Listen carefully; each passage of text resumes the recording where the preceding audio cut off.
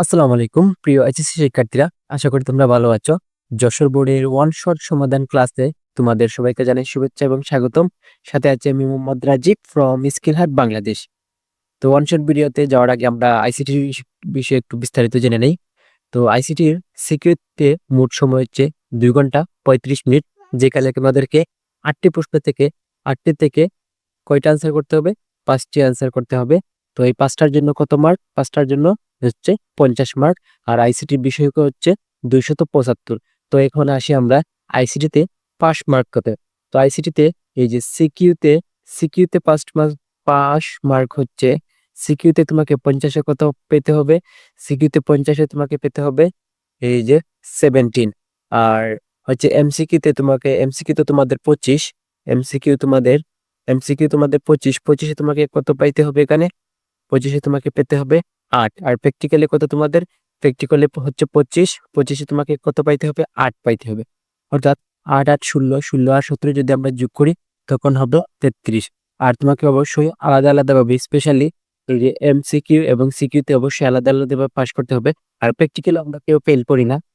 তো এটা ছিল আইসিটির পাস মার্ক। তো সিকিউ 50-এ তোমাকে কত পাইতে হবে? 17 পাইতে হবে। এমসিকিউতে 25-এ 8 পাইতে হবে। প্র্যাকটিক্যালে 25-এ কত পাইতে হবে? 8 পাইতে হবে। এইটা তাহলে হচ্ছে তোমার 33 যদি পাস পাও তুমি, তাহলে তুমি পাস। তো আশা করি যশোর বোর্ডের ওয়ান শট ভিডিওটি তোমরা উপভোগ করবা। এখানে একটা মজার বিষয় আছে যে যশোর বোর্ডের এসটিএমএল সৃজনশীল এবং ঢাকা বোর্ডের এসটিএমএল সৃজনশীলটা কেমন করে জানি মিলে গেছে আনফরচুনেটলি। তো যারা ঢাকা বোর্ডের ক্লাস এইচটিএমএল সলিউশন করেছো, তারা যশোর বোর্ডের সলিউশন না করলেও হবে। তো তোমাদের জন্য রইলো অনেক অনেক শুভেচ্ছা এবং শুভকামনা। আশা করি ওয়ান শট ভিডিওটা দেখে তোমরা অনেক উপকৃত হবা। সো চলো শুরু করি।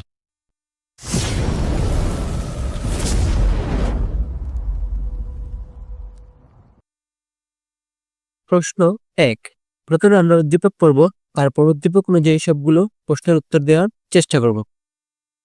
ইসির মনি সাহেব একজন মোটর চালক প্রশিক্ষক। তিনি বাস্তবে প্রশিক্ষণ দেওয়ার পূর্বে বিশেষ ব্যবস্থায় একটি কক্ষে প্রশিক্ষণ দিয়ে থাকেন।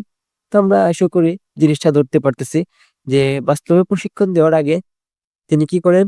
আর একটি পূর্ব ব্যবস্থা ভাবে প্রশিক্ষণ দিয়ে থাকেন। তো এটা আমরা বুঝতে পারতেছি, এটা হচ্ছে বিআর অর্থাৎ ভার্চুয়াল রিয়েলিটি। তারপর দিয়ে কি বলছে? তিনি সেই কক্ষে প্রবেশ করার জন্য একটি ডিভাইসের উপর হাত রাখেন। তো এটা হচ্ছে ফিঙ্গারপ্রিন্ট বা হ্যান্ড জিওমেট্রি। ওকে। ফলে কক্ষের দরজা খুলে যায়। একজন প্রশিক্ষণার্থী জানালো তার পিতা গবেষণাগারে প্রবেশ করার জন্য মুখমণ্ডল ব্যবহার করে, অর্থাৎ এটা হচ্ছে ফেস রিকগনিশন নামে পরিচিত। ওকে, তো প্রথম প্রশ্ন কি বলছে এখানে? বিশ্বগ্রাম কি? তো বিশ্বগ্রাম হচ্ছে এই যে বিশ্বায়ন অর্থাৎ গ্লোবালাইজেশন কি? তো গ্লোবাল ভিলেজ বা বিশ্বগ্রাম হলো এমন একটি পরিবেশ ও সমাজ যেখানে তথ্য প্রযুক্তির মাধ্যমে যুক্ত পৃথিবীর বিভিন্ন অঞ্চলের মানুষ পরস্পরের সাথে যোগাযোগ করা সহ বিভিন্ন ধরনের সাহায্য সহযোগিতা প্রদান করতে পারে। তো বিশ্বগ্রাম, তো বিশ্ব আমার একটা স্টুডেন্ট সে বলে বিশ্বগ্রাম হইলো তো বিশ্ব শহর হইলো না কেন? কারণ কারণ হচ্ছে যে গ্রামের মানুষগুলোর সাথে কি থাকে, একজন গ্রামের মানুষের সাথে আরেকজন গ্রামের মানুষের সাথে কি থাকে, পরিচিত থাকে সবাই, তাদের সাথে খুব মিলও থাকে। দেখবে এক গ্রামের মানুষের সাথে মারামারি লাগলে অন্য গ্রামের মানুষ বা এই গ্রামের সব মানুষ চলে আসে তার পক্ষে লড়াই করার জন্য। তো এই বিশ্বটাকে যেন সবাই যাতে একসাথে যোগাযোগ করতে পারে, তার জন্য আমাদের কি জানা উচিত? এই যে বিশ্বগ্রামের ধারণাটা এসেছে, অর্থাৎ বিশ্ব সকল মানুষের সাথে পারস্পরিক যোগাযোগ, তথ্য আদান প্রদান, এইরকম সব কার্যাবলীকে একসাথে কি বলা হয়? বিশ্বগ্রাম বা গ্লোবাল ভিলেজ বলা হয়। 2 নম্বর কোয়েশ্চনে বলা হয়েছে তথ্য প্রযুক্তির ব্যবহার মানুষের জীবন যাপন অত্যন্ত আরামদায়ক ও সহজসাধ্য করে দিয়েছে, ব্যাখ্যা করো। তো এই যে এটার উত্তর, তথ্য প্রযুক্তির ব্যবহারে মানুষের জীবন যাপন সহজ, দ্রুত, অত্যন্ত আরামদায়ক করে দিয়েছে। ইন্টারনেট, মোবাইল ফোন, সামাজিক যোগাযোগের মাধ্যমে যোগাযোগ সহজ হয়েছে। অনলাইন শিক্ষা, চিকিৎসা, কেনাকাটা ও ব্যাংকিং সেবা ঘরে বসেই পাওয়া যাচ্ছে। Smart home device, robotics, AI ভিত্তিক সরঞ্জাম মানুষের শ্রম ও সময় বাঁচাচ্ছে। কৃষকরা আধুনিক তথ্য প্রযুক্তির সাহায্যে উপকৃত হচ্ছে, ফলে সময় ও খরচ কমে গিয়ে মানুষের জীবনযাত্রার আরো সহজ স্বাচ্ছন্দ্যময় হয়ে উঠছে। তো এটা একদম সিম্পল, এটা তোমরা বানিয়ে লিখতে পারবা।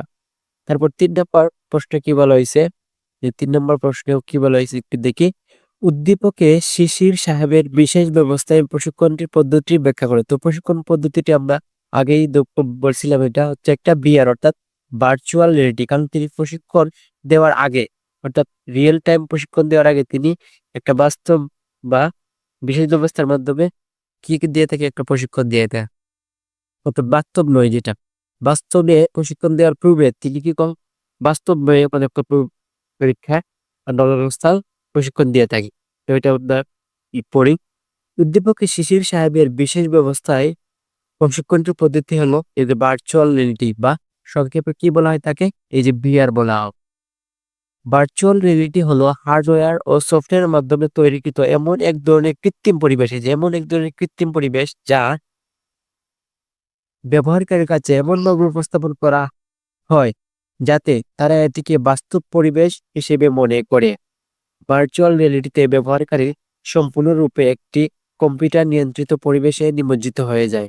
তথ্য আদান প্রদানকারী বিভিন্ন ধরনের ডিভাইস, সংবলিত চশমা, হেডসেট, গ্লোভ, সুইট ইত্যাদি পরিধান করার মাধ্যমে ভার্চুয়াল রিয়েলিটিকে বাস্তবে উপলব্ধি করা। এই যে এগুলা মনে রাখবো, কি চশমা, হেডসেট, গ্লোভ, সুইট।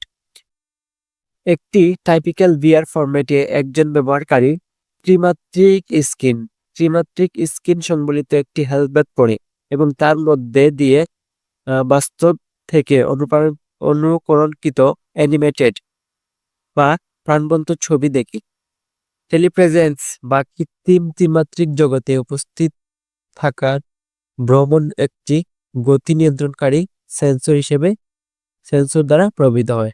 গতি নিয়ন্ত্রণকারী সেন্সর এর মাধ্যমে স্ক্রিনে প্রদর্শিত ছবির গতিকে ভার্চুয়াল রিয়েলিটি ব্যবহারকারীর গতির সাথে মেলানো হয়। যখন ভার্চুয়াল রিয়েলিটি ব্যবহারকারীর গতি পরিবর্তন হয় তখন স্ক্রিনে প্রদর্শিত দৃশ্যেরও গতি অপরিবর্তিত হয়। এভাবে ভার্চুয়াল রিয়েলিটি ব্যবহারকারীর কৃত্রিম ত্রিমাত্রিক জগতের সাথে মিশে যায় এবং সেই জগতের একটি অংশ পরিণত হয়। যেখানে ত্রিমাত্রিক কি ব্যবহার করা হয়, ত্রিমাত্রিক। আর এই যে উপাদানগুলো কি, একটা আছে চশমা, হেডসেট, গ্লোভ, সুইট, এগুলো মনে রাখবা। তারপর 4 নম্বর কোয়েকশনে কি বলা হয়েছে, 4 নম্বর উদ্দীপকে উল্লেখিত 2টি বায়োমেট্রিক্স পদ্ধতির মধ্যে কোনটি সুবিধাজনক। এই যে একজন কি বলছে যে এই যে হাত, একটি ডিভাইসের উপর হাত রাখে, তো এটা হচ্ছে হাত রাখলেই কি দরজাটি কি খুলে যায়। একটা হচ্ছে মুখমণ্ডল ব্যবহার করার পরে কি করা যায়, গবেষণাগারে প্রবেশ করতে পারে। তো এই দুইটার মধ্যে কোনটা বেশি উপযুক্ত তা বলছে। ওকে, এখানে আছে উদ্দীপকের তথ্য অনুসারে যে 2টি বায়োমেট্রিক্স প্রযুক্তির কথা বলা হয়েছে সেগুলো হলো হ্যান্ড জিওমেট্রি। এই যে ফিঙ্গারপ্রিন্টের বিষয়টা এখানে কি হয়েছে, হ্যান্ড জিওমেট্রি এবং ফেস রিকগনিশন। একটা হচ্ছে হ্যান্ড জিওমেট্রি আর একটা হচ্ছে ফেস রিকগনিশন। এই দুটি পদ্ধতির মধ্যে হ্যান্ড জিওমেট্রি অধিকতর সুবিধাজনক, নিচে তা বর্ণনা করা হলো। ফেস রিকগনিশন পদ্ধতি বা মানুষের মুখমণ্ডল শনাক্তকরণ হচ্ছে এমন এক প্রোগ্রাম বা সফটওয়্যার যার সাহায্যে মানুষের মুখের গঠন প্রকৃতি পরীক্ষা করে শনাক্তকরণ করে। এক্ষেত্রে কোনো ব্যক্তির সরাসরি মুখের ছবিকে কম্পিউটারে সংরক্ষিত ছবির সাথে তুলনা করা হয়। এই পদ্ধতিতে দুই চোখের মধ্যবর্তী দূরত্ব, নাকের দৈর্ঘ্য, ব্যাস, চোয়ালের কৌণিক পরিমাণ ইত্যাদি পরিমাপের মাধ্যমে যে কোনো ব্যক্তিকে শনাক্তকরণ করা হয়। মুখের অভিব্যক্তির ভিন্নতার কারণে এ পদ্ধতি অনেক সময় মুখ শনাক্ত করা কষ্টকর হয়। স্বল্প আলো, সানগ্লাস, টুপি, স্কার্ফ, দাড়ি, লম্বা চুল, মেকআপ ইত্যাদি পরিবেশে এই পদ্ধতি কম কার্যকর হয়। এটা একটু অসুবিধা আছে যে হ্যান্ড জিওমেট্রিক, এটা কি অবশ্যই একটু বেশি উপযুক্ত হবে। ফোন ফেস রিকগনিশনটা একটু জটিল, তো হ্যান্ড জিওমেট্রিটা ইজি। তো দেখি কি বলছে, অন্যদিকে হ্যান্ড জিওমেট্রি পদ্ধতিতে বায়োমেট্রিক্স ডিভাইস দ্বারা মানুষের হাতের আকৃতি বা জ্যামিতিক গঠন ও সাইজ নির্ণয়ের মাধ্যমে মানুষকে শনাক্ত করা হয়। এই পদ্ধতি ব্যবহার করা খুবই সহজ, খুবই সহজ। এই পদ্ধতিতে সিস্টেমের অল্প মেমরি প্রয়োজন হয়। প্রতিটি মানুষের হাতের আকৃতি ও জ্যামিতিক গঠন পরস্পর থেকে আলাদা হওয়ায় নির্ভুলভাবে ব্যক্তিকে শনাক্ত করা সম্ভব হয় বলে নিরাপত্তা নিশ্চিতে এ পদ্ধতি খুবই কার্যকর। তো এখানে এই যে হ্যান্ড জ্যামিতিটা অধিক কার্যকর, কিন্তু তার সাথে সাথে আমরা কি করছি যে ফেস রিকগনিশনের বিষয়টাও আমরা বর্ণনা করছি কেন এটা বেশি সুবিধাজনক নয় বা অসুবিধা, একটি কারণে এটা অসুবিধা। তো তোমরা অনেক সময় কি করো যে হ্যান্ড জ্যামিতি সুবিধাজনক বেশি তাই এটাই ব্যাখ্যা দেও, সাথে অন্য একটা যে আছে ওইটার ব্যাখ্যা দেও না। তো দুইটারই ব্যাখ্যা দিবা, তারপর এই দুইটা করতে কোনটা ভালো এটা বলে দিবা।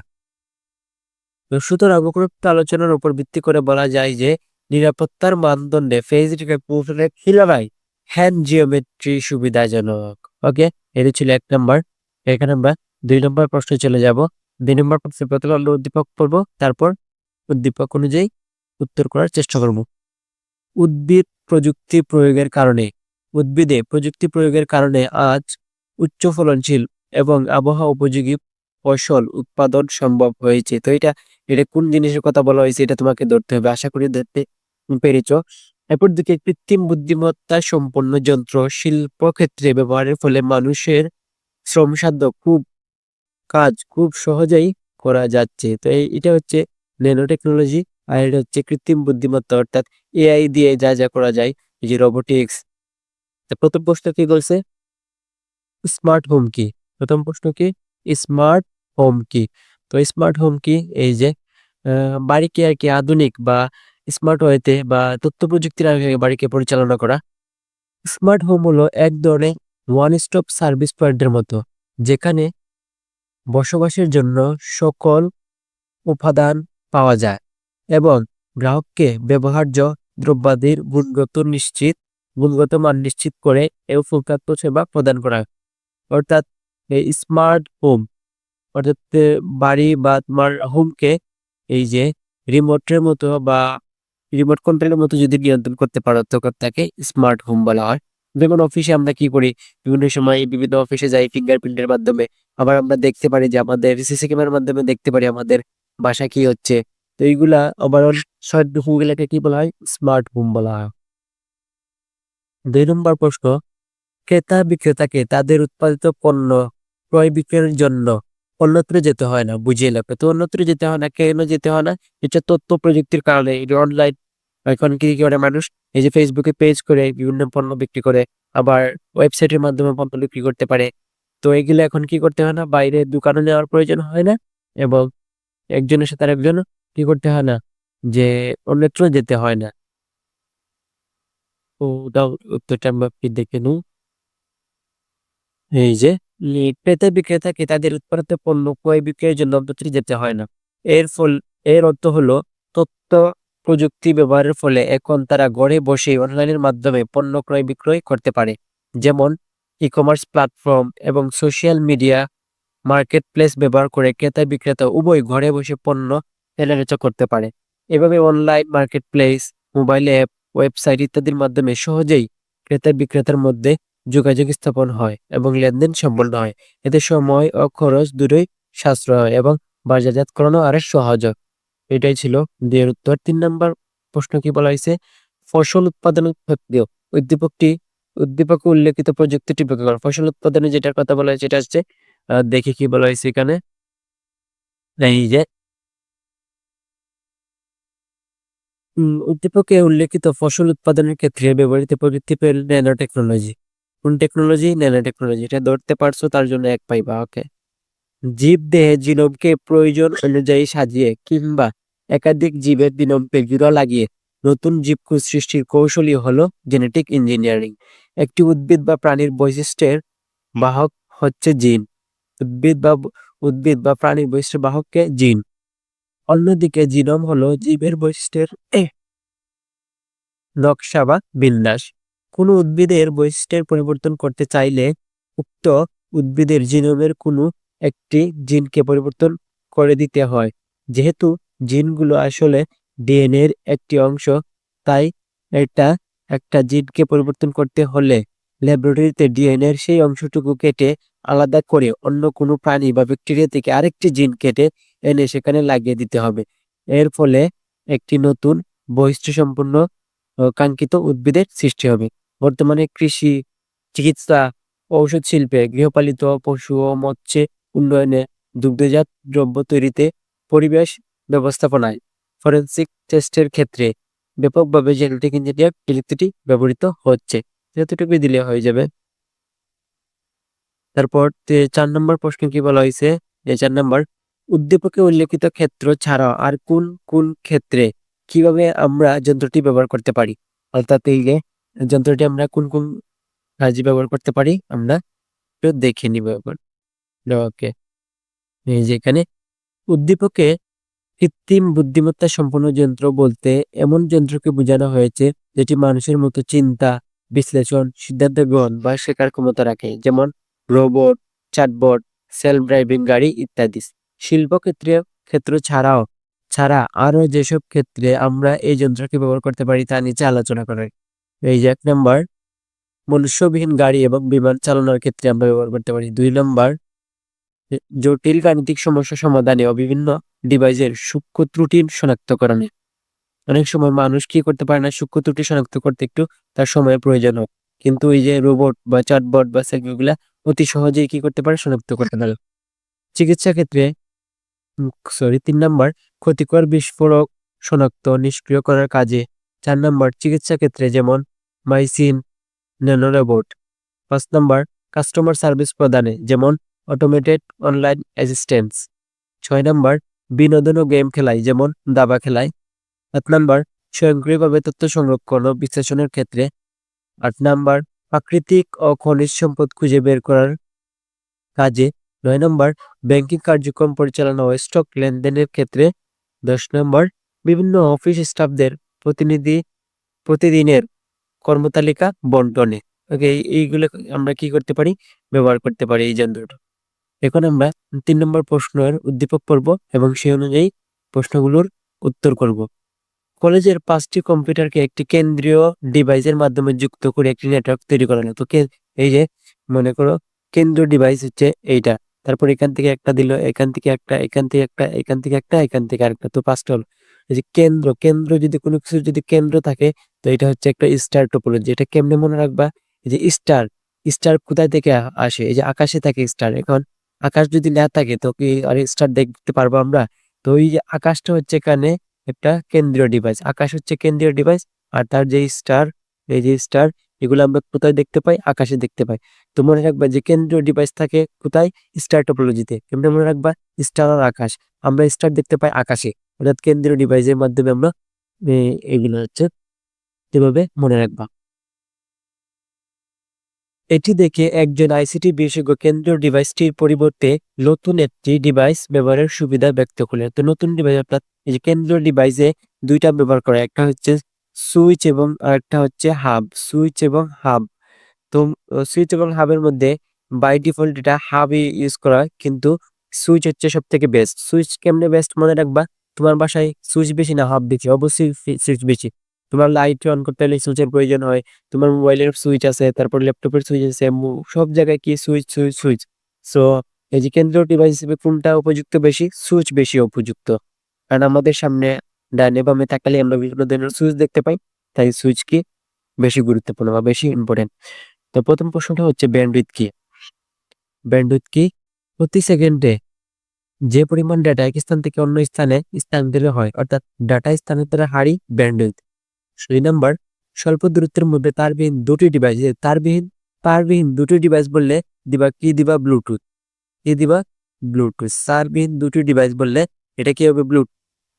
তারপর সম্পর্কে একটু ব্যাখ্যা করে দিবে। স্বল্প দূরত্বে ব্লুটুথের মাধ্যমে তারবিহীন দুটি ডিভাইসের মধ্যে ডেটা আদান প্রদান সম্ভব। ব্লুটুথের মাধ্যমে দুই বা ততোধিক যন্ত্রের মধ্যে তারবিহীন যোগাযোগ করে বিনা খরচে ডেটা স্থানান্তর করা যায়। ব্লুটুথ সমন্বিত যন্ত্রপাতি সুইচ অন করার সাথে সাথে স্বল্প দূরত্বের মধ্যে সক্রিয়ভাবে ডেটা স্থানান্তর মাধ্যমে একে অপরের সাথে যোগাযোগ ঘটাতে সক্ষম হয়। ব্লুটুথ 3 থেকে 10 মিটার পর্যন্ত দূরত্বের মধ্যে ডেটা স্থানান্তর করতে পারে।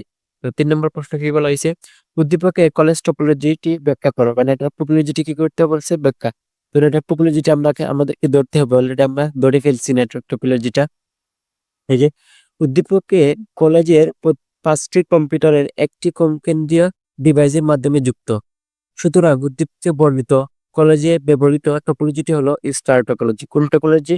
Star topology. Okay, star topology হলো একটি নেটওয়ার্ক কনফিগারেশন যেখানে প্রত্যেকটি ডিভাইস এবং কম্পিউটার, প্রিন্টার একটি কেন্দ্রীয় ডিভাইসের যেমন হাব অথবা সুইচ। তো হাব এবং সুইচের মধ্যে কোনটা উপযুক্ত? সুইচ বেশি উপযুক্ত, কারণ আমাদের বাসায় সবসময় আমরা সুইচই ব্যবহার করি। লাইট, ফ্যান ইত্যাদি কাজে আমরা সুইচ ব্যবহার করে থাকি। এটা যদিও এক ভাবে মনে রাখার হয় না, এই মনে রাখার জন্য আমি একটা কৌশল বললাম আর কি। এই টপোলজিতে কেন্দ্রীয় ডিভাইসটি নেটওয়ার্কের সকল ডেটা আদান প্রদানে মধ্যস্থতাকারী হিসেবে কাজ করে। সহজ ভাষায় এটি দেখতে অনেকটা তারার মতো, যেখানে একটি কেন্দ্রীয় বিন্দু থেকে বিভিন্ন দিকে শাখা বের হয়। সংকেত আদান প্রদানে কম সময়ের প্রয়োজন হয় এবং সংকেত সংঘর্ষের আশঙ্কা কম থাকে। সংকেত প্রবাহ দ্বিমুখী হয়। হাব বা সুইচ বা সার্ভার দিয়ে কেন্দ্রীয়ভাবে নেতৃত্ব স্টার টপোলজির নেটওয়ার্কে কোনো সমস্যা দেখা দিলে তা শনাক্ত করা কি করা হয়? শনাক্ত করা সহজ হয়। এই টপোলজি অপেক্ষাকৃত দ্রুত গতির ডাটা কি করতে পারে? আদান প্রদানে সহজ হয় এবং সংকেত সংঘর্ষ ঘটার আশঙ্কা কমায়। সম্পূর্ণ ডাটা সচল রেখেই যে কোনো সময় নেটওয়ার্কে নতুন নোড যুক্ত করা যায়। কোনো নোড বিচ্ছিন্ন বা অচল হলেও নেটওয়ার্কটি সম্পূর্ণ সচল থাকে। এই যে সাপোজ দিলাম এটা তো আমার কেন্দ্রীয় ডিভাইস। আমি মনে করো আমার এই যে 1 2 3 4 চারটা ডিভাইস আমি অ্যাড করছি। এখানে আমি চাইতেছি আরো 2টা ডিভাইস অ্যাড করব। তো এখানে আমার কোনো কিছু পরিবর্তন করতে হবে না, এখানে একটা অ্যাড করে দিব, আমি এখানে একটা অ্যাড করে দিই। আরো প্রয়োজন হলে এইখানে আমার বাকিগুলাতে কোনো প্রবলেম হবে না, আমি কি করব, এখানে একটা অ্যাড করে দিব, এখানে একটা অ্যাড করে দিব। তো এই জিনিসটাই বলা হয়েছে যে এখানে কেন্দ্রীয় ডিভাইসের কোনো নড়াচড়া করার প্রয়োজন হয় না বা ডিস্টার্ব হয় না, অন্যান্য নেটওয়ার্কের কোনো ডিস্টার্ব হয় না। তারপর এখানে 4 নম্বর কোয়েশ্চেনে কি বলা হয়েছে যে আইসিটি বিশেষজ্ঞ উদ্দীপকের নেটওয়ার্ক টপোলজির জন্য পূর্বের ডিভাইসের তুলনায় নতুন একটি ডিভাইস ব্যবহারের কি কি সুবিধা ব্যক্ত করলেন, ব্যাখ্যা করা। তো নতুন যে ডিভাইসটা কেন্দ্রীয় ডিভাইসে কি বলছে আমরা একটু দেখি। 4 নম্বর, উদ্দীপকের নেটওয়ার্ক টপোলজি অর্থাৎ স্টার টপোলজিতে কেন্দ্রীয় ডিভাইস সাধারণত কি ব্যবহার করা হয়। আইসিটি বিশেষজ্ঞ হাবের পরিবর্তে নতুন একটি ডিভাইস অর্থাৎ সুইচ ব্যবহার বেশি সুবিধাজনক ব্যক্ত করলেন। আমরা আগেই বলছি সুইচ ব্যবহার কি একটু বেশি সুবিধাজনক। হাবের পরিবর্তে সুইচ ব্যবহারে সুবিধার নিচে ব্যাখ্যা করা হয়। হাব ও সুইচ এর কাজ প্রায় এক হলেও আজকাল অধিকাংশ ক্ষেত্রে হাবের পরিবর্তে সুইচ ব্যবহৃত হয়ে থাকে, বেশি ব্যবহৃত হয়ে থাকে। এর কারণ হলো হাব ও সুইচ উভয়ই বিভিন্ন কম্পিউটার ও পেরিফেরাল থেকে আসা কেবলগুলোকে সংযুক্ত করে, কিন্তু সুইচ এক্ষেত্রে অধিক বুদ্ধিসম্পন্ন যন্ত্র হিসেবে কাজ করে। হাবের মতো এটি কেবল সংকেতগুলোকে ব্রডকাস্ট না করে বরং দুর্বল সংকেতগুলোকে অধিক শক্তিশালী করে তোলে। এছাড়াও এটি প্রতিটি কম্পিউটারের ব্যাকের পুনরূপ হচ্ছে মিডিয়া অ্যাক্সেস কন্ট্রোল অ্যাড্রেস ব্যবহার করে সুনির্দিষ্ট তথ্য কম্পিউটারে প্রেরণ করে থাকে। এর ফলে ডেটা সংঘর্ষ এড়ানো সম্ভব হয়। হাবের ক্ষেত্রে একসাথে কেবল একদিকে যেতে পারে, হাব ডুপ্লেক্স, কিন্তু সুইচের মাধ্যমে একই সাথে ডেটা পাঠানো ও গ্রহণ করা সম্ভব, এটা হচ্ছে ফুল ডুপ্লেক্স। এই জন্যই হাবের পরিবর্তে সুইচ ব্যবহার এদিক সুবিধাজনক। এই যে হাব ডুপ্লেক্স যদি একদিকে যাই, এই যদি আমরা হাব ব্যবহার করি তখন ডাটা শুধু একদিকে যাবে। যখন আমরা সুইচ ব্যবহার করবো তখন আমরা দুই দিক থেকে ডাটা গ্রহণ করতে পারবো, পাঠাতেও পারবো। এই তো ছিল হাব এবং সুইচের মধ্যে পার্থক্য বা কিসের কারণে সুইচ অধিক গ্রহণযোগ্য বা ব্যবহারযোগ্য। তো 4 নম্বর কোয়েকশন, এই যে আগেই বলছিলাম এই প্রথম এবং দ্বিতীয় অধ্যায় মিলে 4টা কোয়েকশন আসছিল, অর্থাৎ 40 মার্ক এখান থেকে চলে আসছে। ওকে, প্রথমে আমরা উদ্দীপক করব, তারপর আনসার দিব। একটি ল্যাপটপ কিনলো।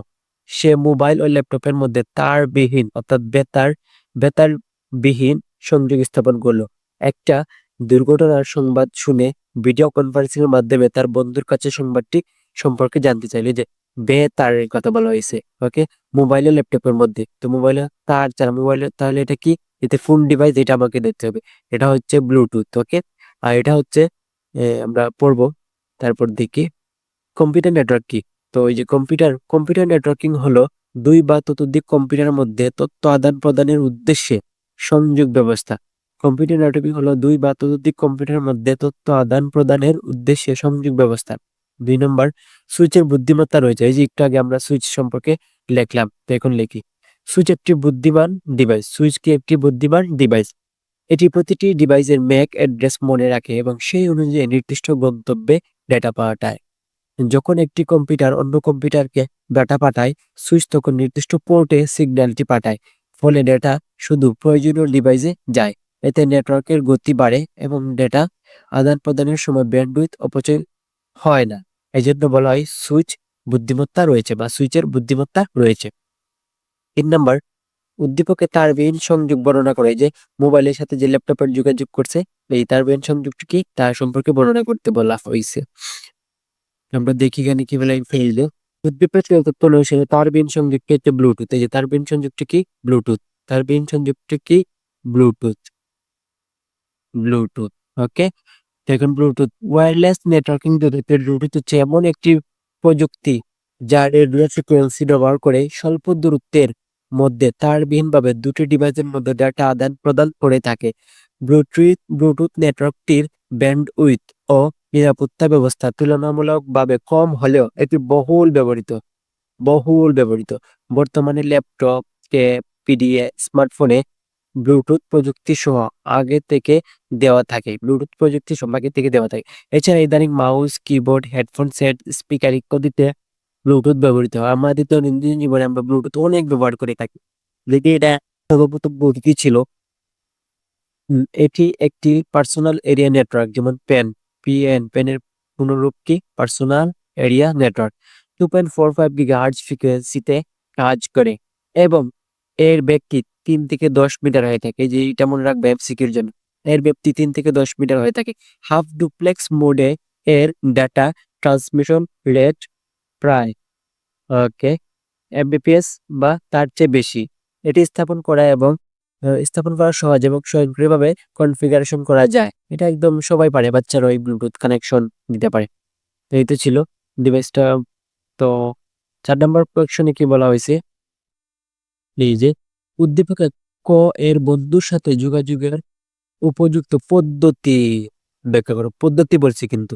তো পদ্ধতি বললে মনে রাখবে একটা হচ্ছে যে অ্যাসিনক্রোনাস, সিনক্রোনাস আর আইসোক্রোনাস। অ্যাসিনক্রোনাস, সিনক্রোনাস, আইসোক্রোনাস তিনটা থেকে একটা। আর যদি মোড বলতো তো মোড বললে আমরা আবার নোট দিতাম, এই যে সিমপ্লেক্স, হাফ ডুপ্লেক্স, তারপর হচ্ছে ফুল ডুপ্লেক্স মোড। তো যেহেতু এখানে পদ্ধতি বা মেথডের কথা বলা হয়েছে, পদ্ধতি বা মেথডের কথা বলা হয়েছে, পদ্ধতি বা মেথডের কথা বলা হয়েছে, তাই দিবা সিনক্রোনাস অথবা আইসোক্রোনাস, এই তিনটা থেকে একটা হবে। তো আমরা জানি যে রিয়েল টাইমে যে ভিডিও কনফারেন্সিং হচ্ছে একটা রিয়েল টাইম কনভারসেশন, অর্থাৎ কথা উত্তর সাথে সাথে পাওয়া যাবে। তোমার বন্ধু কথা বলতে পারবে, তুমিও কথা বলতে পারবা। তো এটা হচ্ছে কোন মেথডের মধ্যে পড়ে তা বর্ণনা করতে হবে। এই যে 4 নম্বর উত্তর। উদ্দীপকের তথ্য অনুসারে ক তার বন্ধুর সাথে ভিডিও কনফারেন্সিং এর মাধ্যমে যোগাযোগ করে। ভিডিও কনফারেন্সিং সাধারণত রিয়েল টাইম ডেটা ট্রান্সমিশনের জন্য ব্যবহৃত একটি পদ্ধতি যা আইসোক্রোনাস ডেটা ট্রান্সমিশন মেথডকে সমর্থন করে। কোনটাকে সমর্থন করে? আইসোক্রোনাস ডেটা ট্রান্সমিশন মেথডকে সমর্থন করে। নিচে আইসোক্রোনাস ডেটা ট্রান্সমিশন মেথডটি সম্পর্কে আলোচনা করো। এই যেটা ধরতে হবে বিষয়টা তোমাকে। আইসোক্রোনাস ট্রান্সমিশন হলো এমন এক ধরনের ডেটা ট্রান্সমিশন পদ্ধতি যেখানে ডেটা নির্দিষ্ট সময়ে ব্যবধানে ধারাবাহিকভাবে এবং সমান হারে পাঠানো হয়। এই পদ্ধতিতে নির্দিষ্ট টাইম স্লট বরাদ্দ থাকে এবং ডেটা লস বা ত্রুটি সংশোধনের জন্য অপেক্ষা না করেই ডেটা পাঠানো হয়। রিয়েল টাইম ডেটা যেমন অডিও ও video streaming, voice call, live conferencing ইত্যাদি ক্ষেত্রে সময় মতো ডেটা পৌঁছানো অত্যন্ত গুরুত্বপূর্ণ। এক্ষেত্রে সামান্য বিলম্ব ডেটার গুণগত মান নষ্টের হয়। কখনো কখনো ত্রুটি সংশোধনের চেয়ে টাইমিং বেশি গুরুত্বপূর্ণ।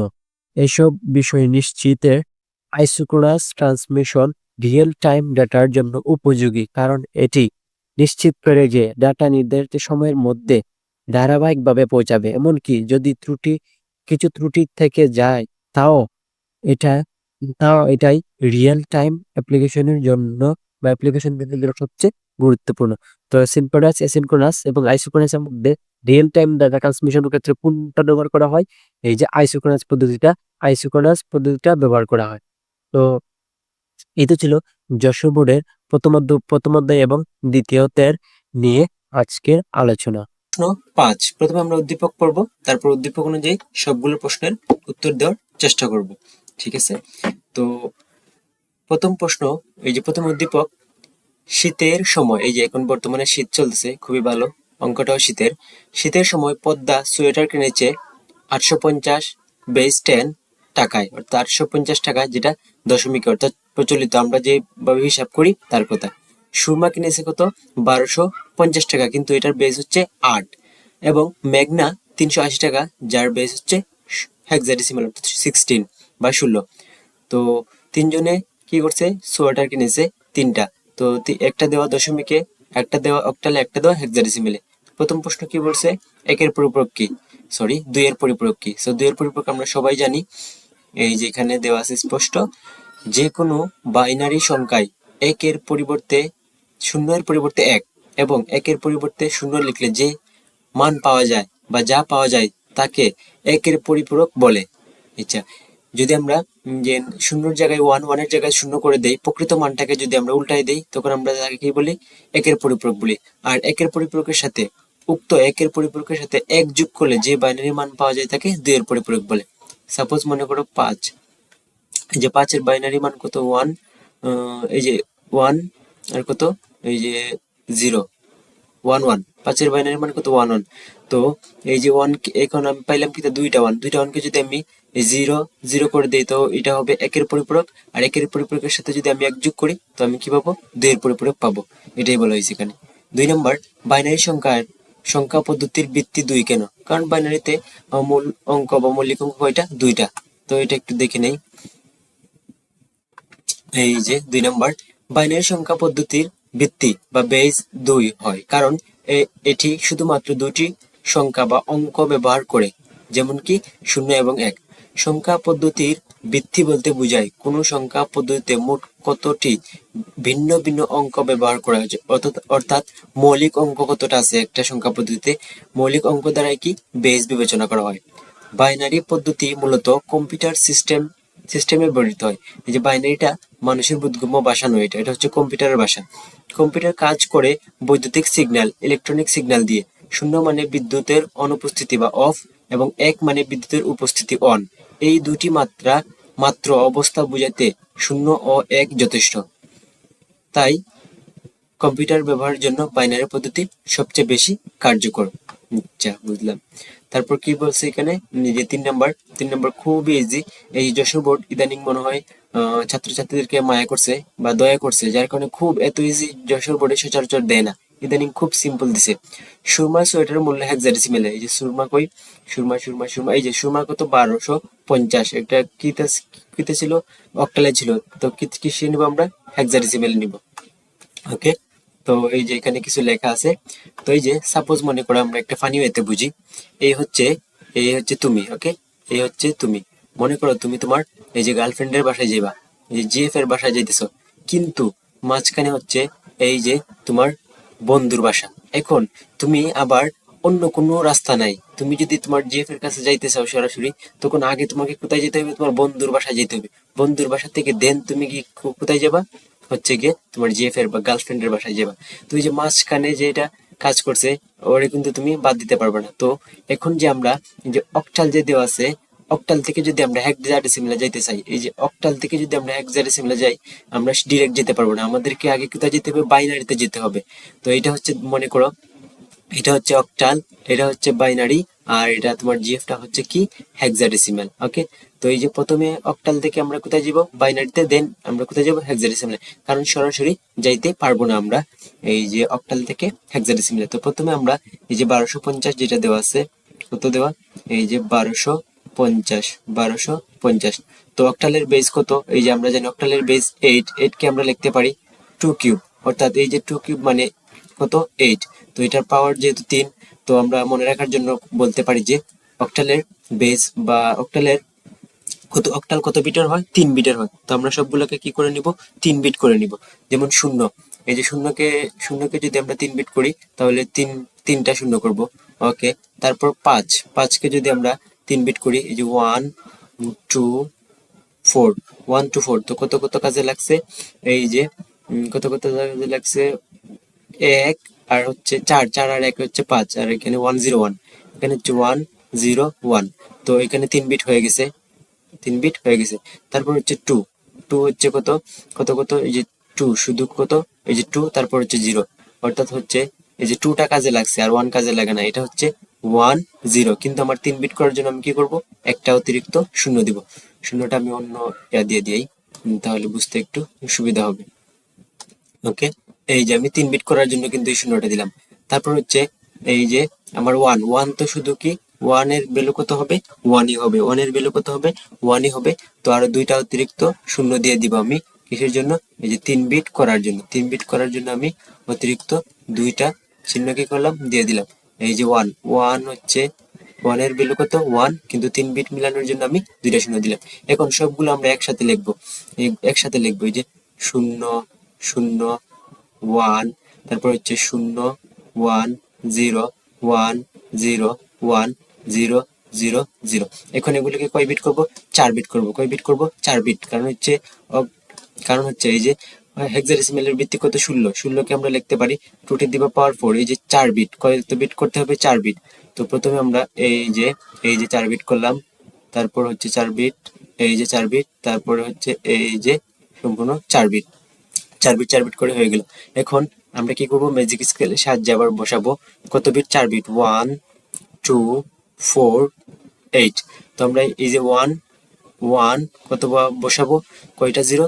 3টা জিরো। তো কত কত কাজে লাগছে? শুধু 8 কাজে লাগছে, অর্থাৎ এটার মান হবে 8। তারপর 1 0 1 0, এখন আবার বসাবো 1 0 1 0। তো কত কত কাজে লাগছে?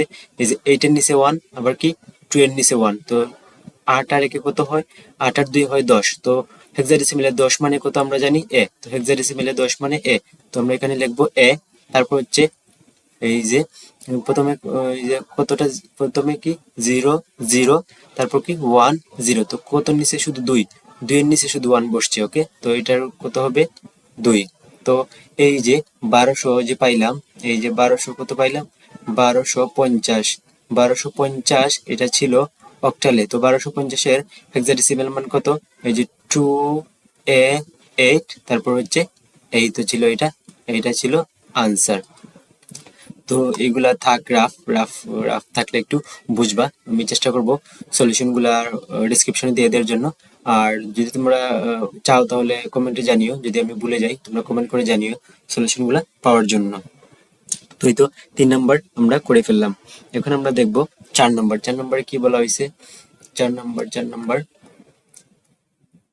নম্বরে বলা হয়েছে যে এই যে কার্স ওয়াটারের মূল্য সবচেয়ে কম ছিল, সব থেকে কম ছিল কার্স ওয়াটারের মূল্য। তো ওরা তো 3জন ছিল, 3টা সোয়াটার কিনেছিল। একজন হচ্ছে 850, এটা তো বোঝা যাইতেছে এটা 850, কিন্তু এই দুইটা তো আমরা জানি না। তো আমরা কিসে নিব? তিনটাকে আমরা কোথায় নিব? দশমিকে নিব। তো দশমিকে নিলে আমাদের জন্য সুবিধা হবে। তো একটা তো দশমিকে আছেই, তো আমরা 1200, ওই যে সুরমারটা 1250, এটাকে দশমিকে নিব, এবং ম্যাগনার যে 380 হেক্সাডেসিমেল আছে ওইটাকেও আমরা কি নিব? দশমিকে নেব। তারপর আমরা পেয়ে যাব কার সোয়েটারের মূল্য সব থেকে কম। তো এখানে কিছু লেখা আছে। পদ্মার সোয়েটারের মূল্য কত? 850, এটা ঠিক আছে দশমিকে, আমাদের বুঝতে সুবিধা হইতেছে। সুরমার সোয়েটারের মূল্য 1250, এটা অক্টালে দেওয়া, কিন্তু এটাকে আমরা হেক্সাডেসিমেলে দশমিকে নিব। এবং মেঘনার সোয়েটারের মূল্য 380, এটা দেওয়া আছে হেক্সাডেসিমেলে, এটাকে আমরা কি নিব? দশমিকে নিব।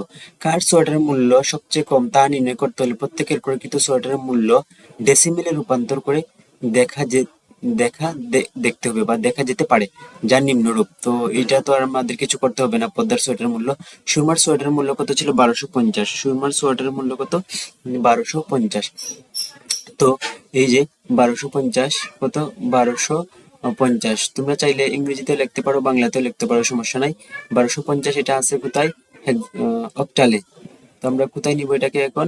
এই যে দশমিকে নিব। কোথায় নিব? দশমিকে, অর্থাৎ ডেসিমেলে নিব। তো কত আছে প্রথমে? এই যে 1200, 1200 কত? 1250 অক্টালে আছে।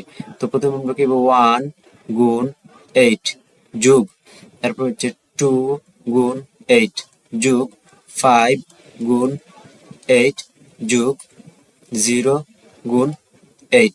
তো সব সব সর্বডানের যে বেস, তার উপরে আমরা কি দেবো পাওয়ার 0, তারপর হচ্ছে 1, তারপর হচ্ছে এই যে 2, তারপর হচ্ছে এই যে 3, তারপর এই যে 8 কিউব। এখন আমরা ক্যালকুলেটর 8 কে কিউব করলে কত হয় এগুলো আমরা একটু লিখি।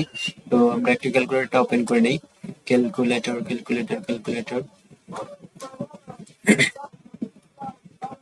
এই যে ক্যালকুলেটর ওপেন হয়ে গেল আমার। ওকে, তো 8 কিউব, 8 গুণ 8 গুণ 8, তো কত হয়েছে 512। তো 512 সাথে যদি 1 গুণ করি তখন কি হবে, এই যে 512ই হবে।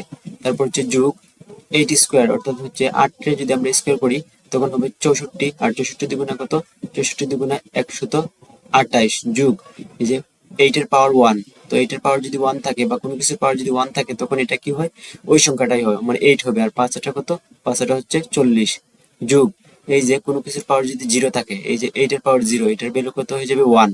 আবার যদি মনে করো তুমি তোমার উপরে যদি কি থাকে, পাওয়ার 0 থাকে, তুমি কত, তোমার মান কত হয়ে যাবে 1।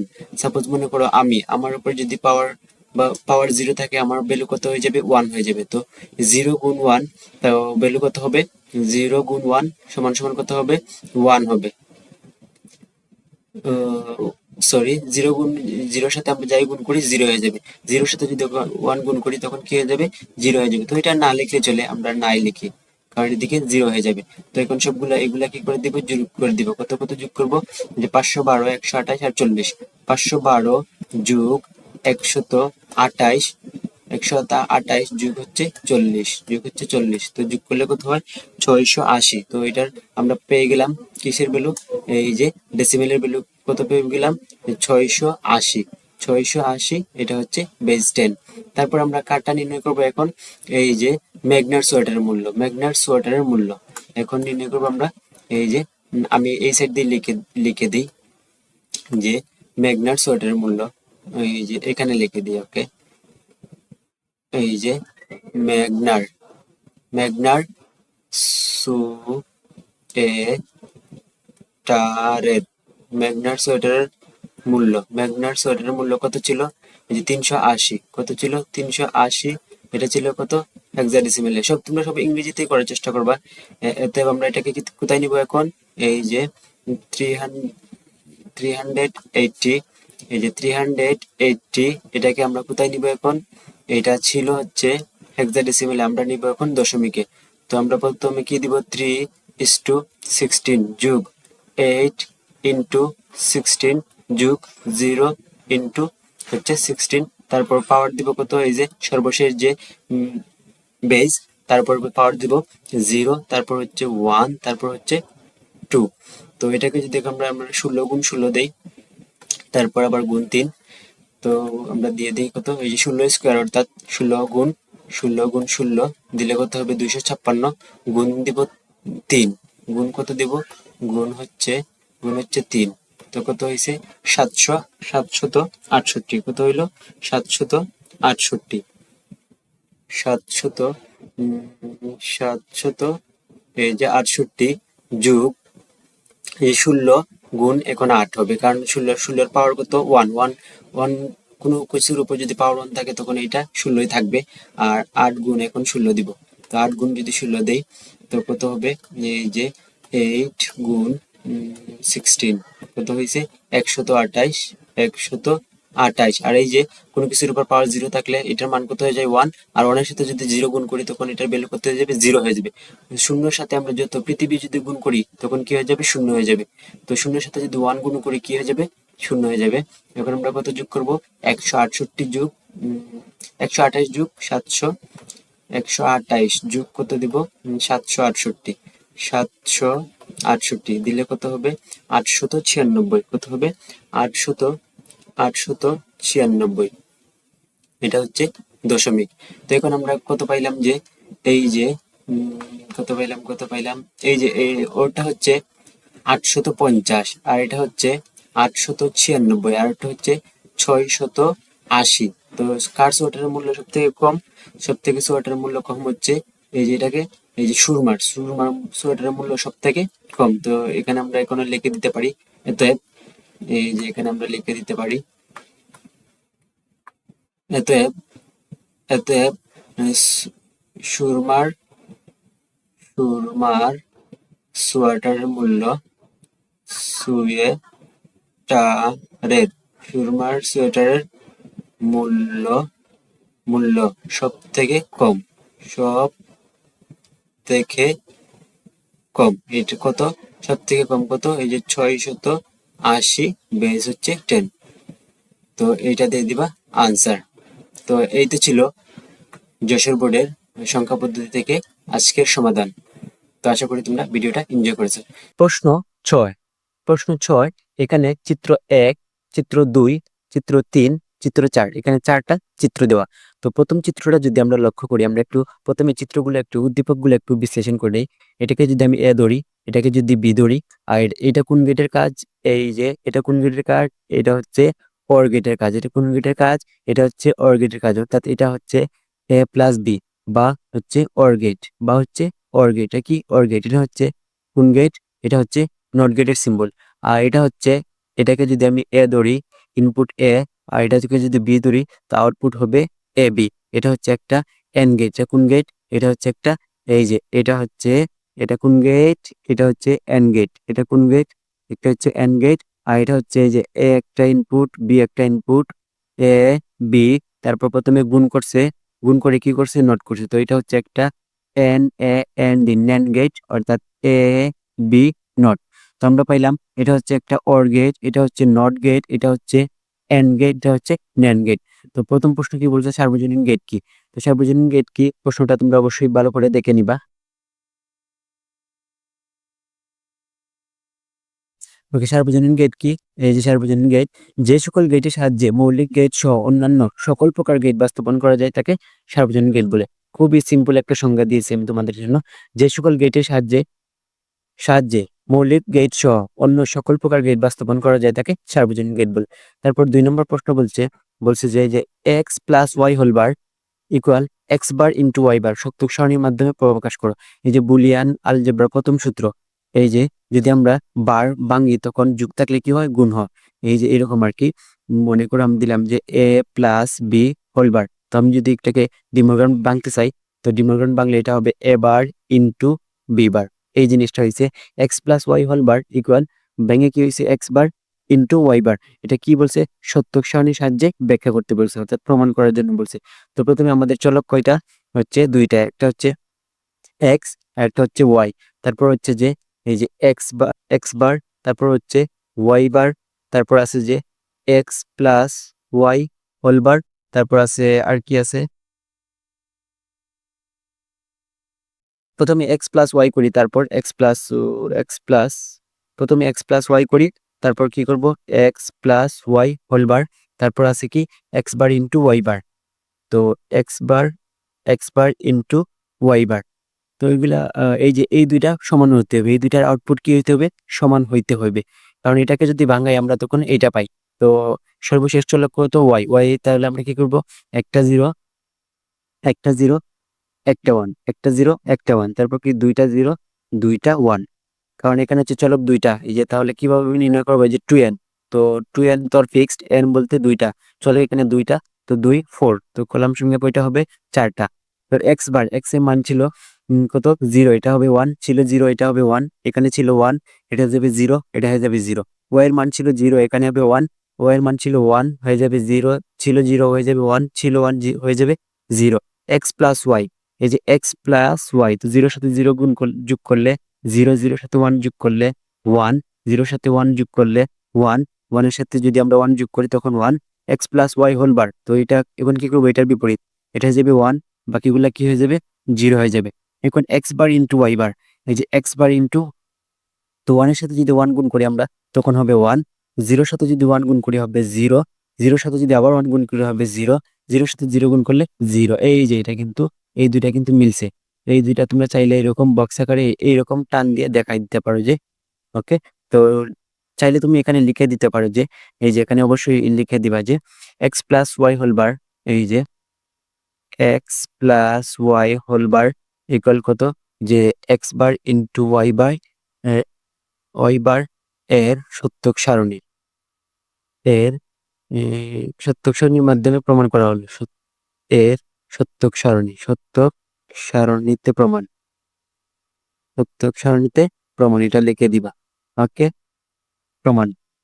তো 3 নম্বরটা কি বলছে যে উদ্দীপকের চিত্র 1 ও চিত্র 2 এর সত্যক সারণী লেখো। তো উদ্দীপকের চিত্র কি ছিল? উদ্দীপকের চিত্র 1 এবং চিত্র 2, চিত্র 1 কি ছিল? অর গেট, এবং চিত্র 2 কি ছিল? Not gate. অর গেট এবং নট গেট, অর এবং নট। তো প্রথমে আমরা দেখি এখানে অবশ্যই এগুলা কিছু লিখে দিবা যে উদ্দীপকের চিত্র 1 হলো অর গেট এবং চিত্র 2 হলো নট গেট। নিচে অর গেট এবং নট গেটের সত্যক সারণী দেওয়া। তো প্রথমে আমরা নট গেট দিব। তো নট গেটের ইনপুট কয়টা? ইনপুট হচ্ছে একটা। নট গেটের ইনপুট হচ্ছে একটা, আর আউটপুটে কি হবে? সাপোজ এখানে আমরা লিখতে পারি চাইলে যে এ, তারপর হচ্ছে এটা হচ্ছে 0, এটা হচ্ছে 1, আর এটা কি হবে? আউটপুট হবে এবার। তো এটা বিপরীত হবে, কি হবে? এটা 0, এটা হয়ে যাবে 1, এটা 1, এটা হয়ে যাবে 0। তো নট গেটের কাজই কি? পূরক করা। এই যে এ এর ইনপুট ছিল 0 হয়ে গেছে 1, আর এখানে ছিল 1, এখানে হয়ে গেছে 0। আমরা প্রথমে নট গেট করছি। ওকে, এখানে যদি অর গেট আগে বলা, তো আমরা প্রথমে নট গেট করছি, এখন কি করব? অর গেট করব। অর গেটের মিনিমাম ইনপুট কত? 2টা। মিনিমাম ইনপুট কয়টা? 2টা। প্রথমটা কি? সাপোজ মনে করলাম এ, তারপর বি। তো এটা কত হবে? মিনিমাম ইনপুট যেহেতু 2টা, তখন কি কি হবে এখানে? একটা 0, একটা 1, একটা 0, একটা 1, তারপর হচ্ছে 2টা 0, 2টা 0, 2টা 1। তো এটার আউটপুট কি হবে? এই যে এ প্লাস বি। তো 0-র সাথে যদি 0 আমরা যোগ করি, 0-0-র সাথে 1 গুণ করলে, যোগ করলে 1, 0-র সাথে 1 যদি আবার যোগ করি 1-1-এর সাথে, তো এটা হচ্ছে কি? কোন গেটের আউটপুট? অর গেটের আউটপুট। এটা হচ্ছে এটা হচ্ছে একটা ইনপুট, এটা হচ্ছে একটা ইনপুট, আর এটা কি? আউটপুট। এই তো গেল 3 নাম্বার। যশোর বোর্ড ইদানিং দুটা প্রশ্নই এই যে সংখ্যা পদ্ধতি ইজি দিছে, আর এই যে 3.2 এর প্রশ্নটা কি? লজিক গেট থেকে কি খুব ইজি দিছে। ইদানিং স্যার তারা তোমাদেরকে খুব কি করছে? দয়া করছে। তারপর 4 নম্বর প্রশ্নে কি বলা হয়েছে যে উদ্দীপকের চিত্র 4 এর সাহায্যে চিত্র 1 ও চিত্র 3 বাস্তবায়ন করে দেখাও। উদ্দীপকের চিত্র 4 এর সাহায্যে। তো চিত্র 4 এর নাম কি? চিত্র 4 হচ্ছে একটি ন্যান্ড গেট। চিত্র 4 কি? একটি ন্যান্ড গেট। এর সাহায্যে চিত্র 1 ও চিত্র 3, এক হচ্ছে আমি একটু লিখে দেই। চিত্র 4 কোন গেট? NAND gate. আর চিত্র 1 হচ্ছে অর গেট। ওকে, আর চিত্র 3 হচ্ছে এন্ড গেট, এন্ড গেট। তো এখন আমরা ন্যান্ড গেট দিয়ে কি বাস্তবায়ন করব? অর গেট আর এন্ড গেট। ন্যান্ড গেট দ্বারা অর গেট আর এন্ড গেট বাস্তবায়ন করব। ন্যান্ড গেট দ্বারা অর গেট আর ন্যান্ড গেট বাস্তবায়ন করব। তো এখানে আমরা একটু দেখে নেই। এই যে উদ্দীপকের চিত্র 4 হলো ন্যান্ড গেট, এই যে বলছি, যা একটি সার্বজনীন গেট।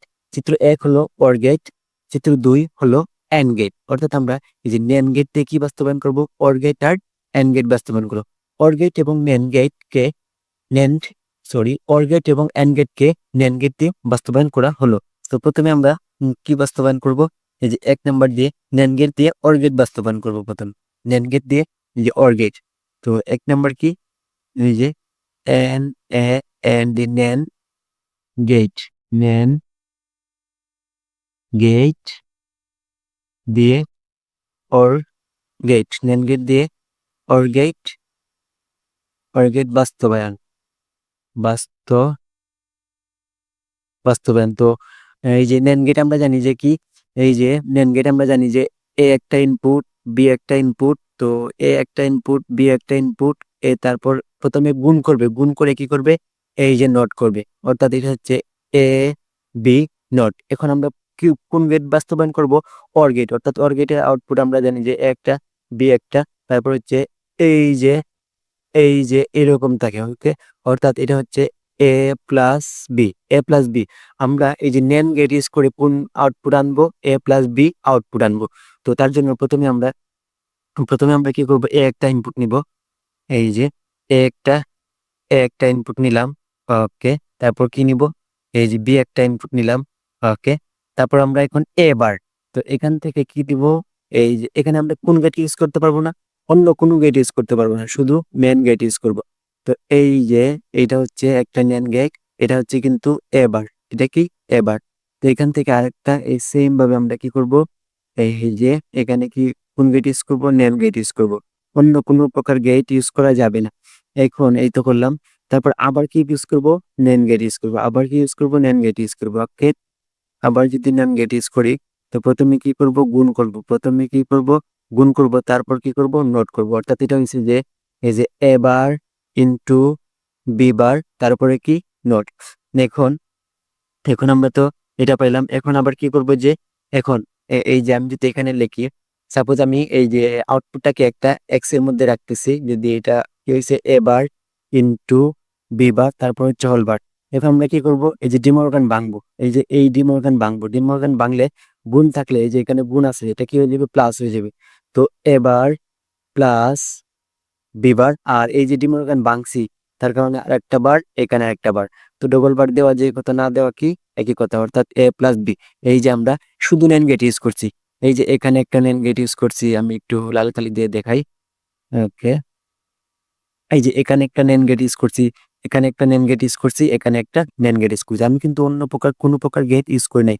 তো নেন গেট দ্বারা আমরা কি আউটপুট আনলাম, এই যে অর গেটের আউটপুট আনলাম। এইটা সমান সমান কি, এটা কিন্তু একটা অর গেট, কারণ এই যে এ প্লাস বি। ওকে, এখন আমরা কি বাস্তবায়ন করব, নেন গেট দ্বারা এন্ড গেট বাস্তবায়ন করবো। এখন আমরা নেন গেট দ্বারা কি বাস্তবায়ন করব, এই যে এন্ড গেট। তোমরা কিন্তু এগুলা, আমি তো মার্ক করে দেখাইছি, তোমরা কিন্তু এগুলা মার্ক করে দেখানোর দরকার নাই, তোমরা তো ডিরেক্ট আনসার দিয়ে দিবা।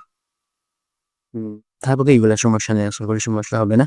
এখন 2 নম্বর, 2 নম্বর আমরা কি করব, 2 নম্বর কি বলছি যে 2 নম্বরে যে আমরা নেন গেট দিয়ে এন্ড গেট বাস্তবায়ন করব, নেন গেট দিয়ে কোন গেট বাস্তবায়ন করব, এন্ড গেট। ওকে, তো আমরা এখন 2 নম্বর লিখি, এই যে 2 নম্বর এখন আমরা কি করব, যে নেন দিয়ে নেন নেন দিয়ে এন্ড, নেন দিয়ে এন্ড বাস্তবায়ন, বা নেন গেট দিয়ে এন্ড গেট বাস্তবায়ন। এগুলা তোমরা একটু লিখে নিবা তোমাদের মতো, আমি একটু শর্টকাট লিখতেছি। অর্থাৎ আমরা এখন কি করবো, এই যে এ বি, এটা তো হচ্ছে একটা, এটা হচ্ছে একটা নেন গেট। তো নেন গেট দিয়ে আমরা কি আউটপুট আনতে হবে আমাদের, এই যে A B, A B out, A B output আনতে হবে। কি আনতে হবে, এ বি আউটপুট আনতে হবে। অর্থাৎ এই যে এইরকম একটা আউটপুট আনতে হবে, এই যে এই এন্ড গেটটা আনতে হবে, নেন গেট দিয়ে এন্ড গেট আনতে হবে। তো আমরা কি করব, এ একটা ইনপুট নেই, এ একটা ইনপুট নিলাম, তারপর হচ্ছে বি একটা ইনপুট নেই, এই যে বি নিলাম। তো আমরা কি করব, নেন গেট ইউজ করব। তো আমরা কি করি, এই যে গুণ করে দেই, গুণ করে দেই, গুণ করে দিলাম, তারপর নট ইউজ করলাম। তো এটা কি হইলো, এ বি নট, কিন্তু আমার তো দরকার এ বি, আমার দরকার কি এ বি। তো সেম গেট আবার আমি কি করব, আবার পাস করব একই জিনিস, আবার পাস করলে ওই জিনিসটা হবে। তারপর ওই জিনিসের উপর কি দিয়ে দিব, বার দিয়ে দিব। তো আমি আউটপুটটা যদি একটা এক্স এ রাখি, তো এটা কি হবে, এই যে এ বি, এই যে এতটুকু ছিল, আর সেম যদি আবার পাস করি একই হবে। আর তো ডবল বার, দেখুন ডবল বার থাকা যে কথা, না থাকা কি একই কথা। অর্থাৎ এ বি হয়ে গেছে। অর্থাৎ আমরা নেন গেট দিয়ে কি বাস্তবায়ন করলাম, এন্ড গেট কি দিয়ে, এই যে এন্ড গেট বাস্তবায়ন করলাম। তো এখানে দেখো কি হয়েছে, এই যে এখানে কিন্তু আমরা এই যে এখানে একটা এন্ড গেট ইউজ করছি, এখানে একটা নেন গেট ইউজ করছি। এটা একটা নেন গেট, এটা একটা নেন গেট। তো এখানে কয়টা নেন গেট লাগছে, 2টা নেন গেট লাগছে। নেন গেট দিয়ে নেন গেট দিয়ে এন্ড গেট বাস্তবায়ন করতে 2টা নেন গেট লাগে। আর যদি আর এখানে নেন গেট দিয়ে অর গেট বাস্তবায়ন করতে কয়টা গেট লাগছে, এই যে 3টা, একটা, 2টা, 3টা। ওকে, তো আশা করি তোমরা বিষয়টা সুন্দর করে বুঝতে পারতেছো। তো এই যে ছিল যশোর বোর্ডের যশোর বোর্ডের সংখ্যা ডিজিটাল ডিভাইস থেকে 6 নং প্রশ্নের সমাধান।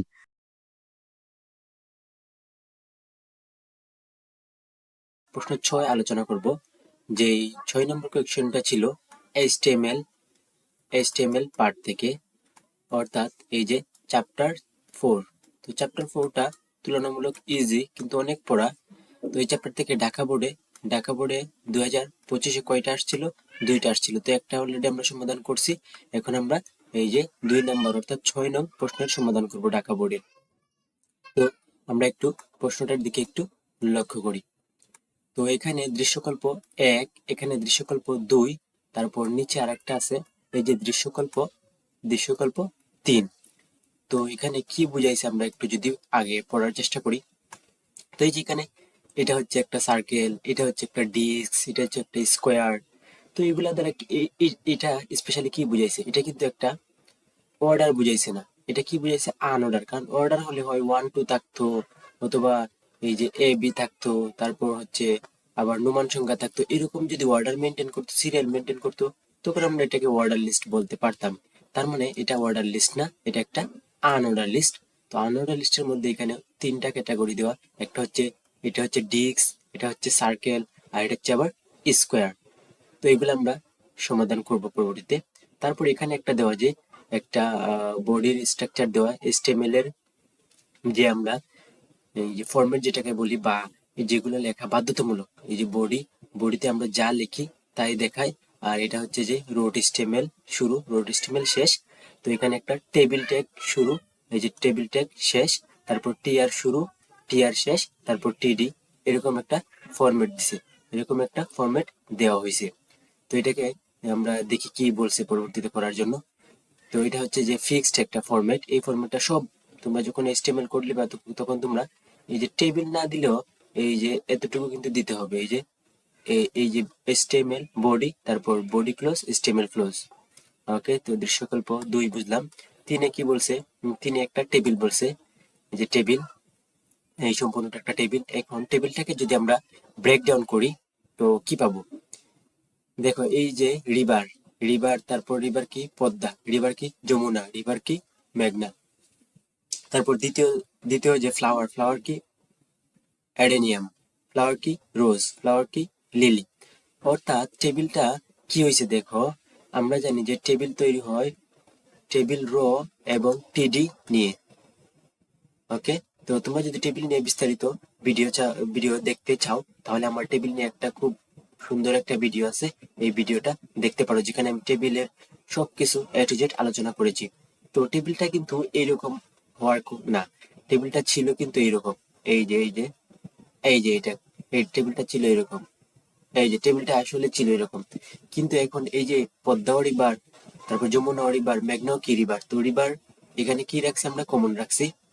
তার মানে এখানে এই যে এটাকে তো আমরা জানি যে র বলা হয়, এই যে এটা একটা র, এটা একটা, এটা একটা র, তারপরে এই যে এটা হচ্ছে আর একটা র, তারপরে এই যে এটা হচ্ছে আর একটা র। তো এখানে তিনটা রকে রিভার কি করছে, এই যে একটা র, তারপর দুইটা র, তারপর তিনটা র। এখন তিনটা রকে রিভার কি করছে, একসাথে করছে। তার মানে এখানে কি হয়েছে, এই যে র স্পেন কত হয়েছে, 3 হয়েছে। আমরা জানি যদি একাধিক র একসাথে হয় তখন তাকে র স্পেন বলে। তো একই কাজ আবার নিচের বেলায় ঘটেছে, এই যে টেবিলটা ছিল কিন্তু এরকম, এই যে টেবিলটা ছিল এরকম, এই যে টেবিলটা ছিল এরকম। তো এখানে একটা র, এখানে একটা র, এখানে একটা র, এটা কি করছে, তিনটা রকে একসাথে করছে।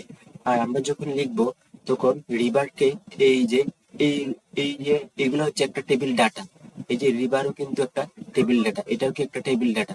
এই টেবিল ডাটাটা আমরা এই যে প্রথমটার সাথে কানেক্ট করবো, প্রথমটার সাথে কানেক্ট করবো। ওকে, টেবিল রো এর সাথে আমরা টিডি যে দিব, তখন আমরা এই প্রথম এই যে টিডিটা কানেক্ট করবো। ওকে, একের সাথে একের সাথে আমরা এই পদ্মাটা লিখবো, তারপর ক্রমান্বয়ে লিখে যাব। তো এটা আমরা প্র্যাকটিক্যালি দেখবো অবশ্যই, তখন তোমরা আরেকটু বুঝে যাবে। তো আমি আশা করি টেবিলটা কি বুঝতে পেরেছো কিভাবে করতে হবে। তো এখানে একটু কাহিনী আছে, এই কাহিনীগুলো আমরা সমাধান করব। তো এখন আমরা প্রশ্নের দিকে যাই। প্রশ্নে কি বলছে? প্রশ্নে বলছে যে প্রথম প্রশ্ন, এলিমেন্ট কি। এই যে এটা আগের প্রশ্ন, সেম একই প্রশ্ন ছিল ক নাম্বারে। তো এলিমেন্ট, HTML পেজের বিভিন্ন অংশ বা উপাদানগুলোই হলো এলিমেন্ট। ওকে, 2 নম্বর প্রশ্ন হচ্ছে, বিআরকে এমটি ট্যাগ বলা হয় কেন।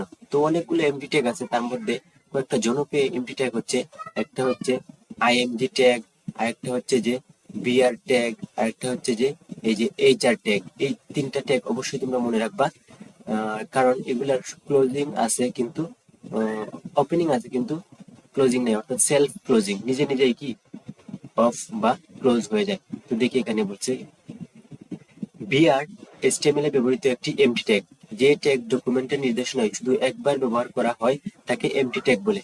বিআর ট্যাগের কোনো শেষ ট্যাগ নেই বিধায় এটি একটি এমটি ট্যাগ। ওকে, বিআর দ্বারা এক লাইন ব্রেক তৈরি করা হয়। HTML ডকুমেন্টের যখন নতুন লাইন প্রদর্শনের প্রয়োজন পড়ে তখন এই ট্যাগটি ব্যবহার হয়। অর্থাৎ তুমি সাপোজ লিখছো যে বাংলাদেশ, আই লাভ বাংলাদেশ, বাংলাদেশ।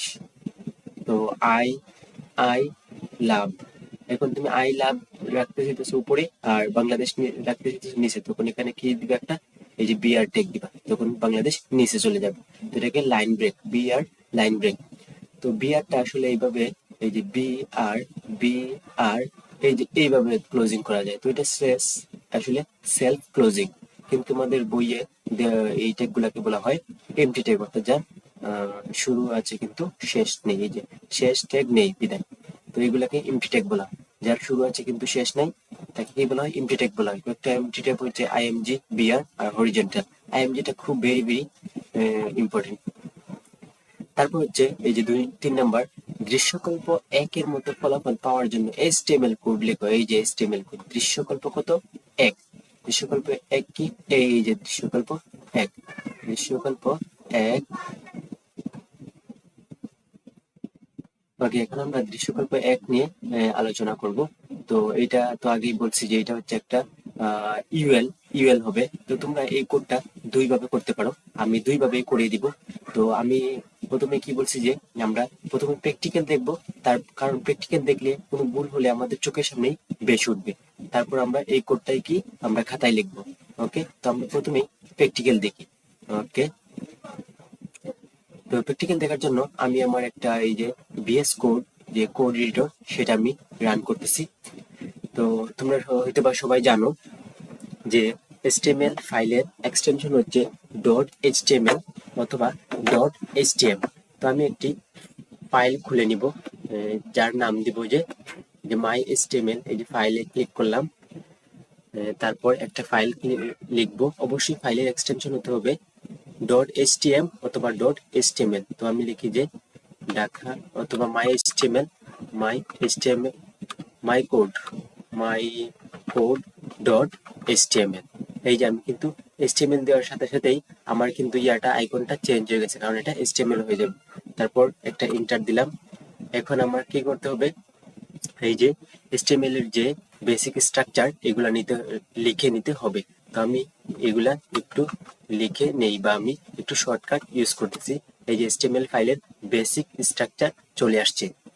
তো এগুলা নিয়ে তোমাদের এত মাথা ব্যথার দরকার নাই, তোমরা এখান থেকে শুরু করবা। ওকে, তো এটাও দেওয়ার দরকার নাই, এটা তোমরা যখন খাতায় লিখবা তখন এগুলা দেওয়ার দরকার নাই। ওকে, তো টাইটেলটা তুমি দিতে পারো যে মাই HTML। টাইটেল না দিলে হয়, দিয়ে দিবা সৌন্দর্যের জন্য মাই টাইটেল।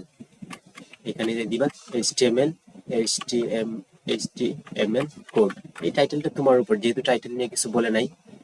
তো আমি কি বলছি যে এটা দুই ভাবে করা যেতে পারে। প্রথমেই তুমি চাইলে শুধু ইউএল দিয়ে করতে পারো। একটা হচ্ছে শুধু ইউএল দিয়ে তারপর টাইপ গুলা চেঞ্জ করে দিবা। আমরা যদি প্রশ্নটা আবার একটু খেয়াল করি,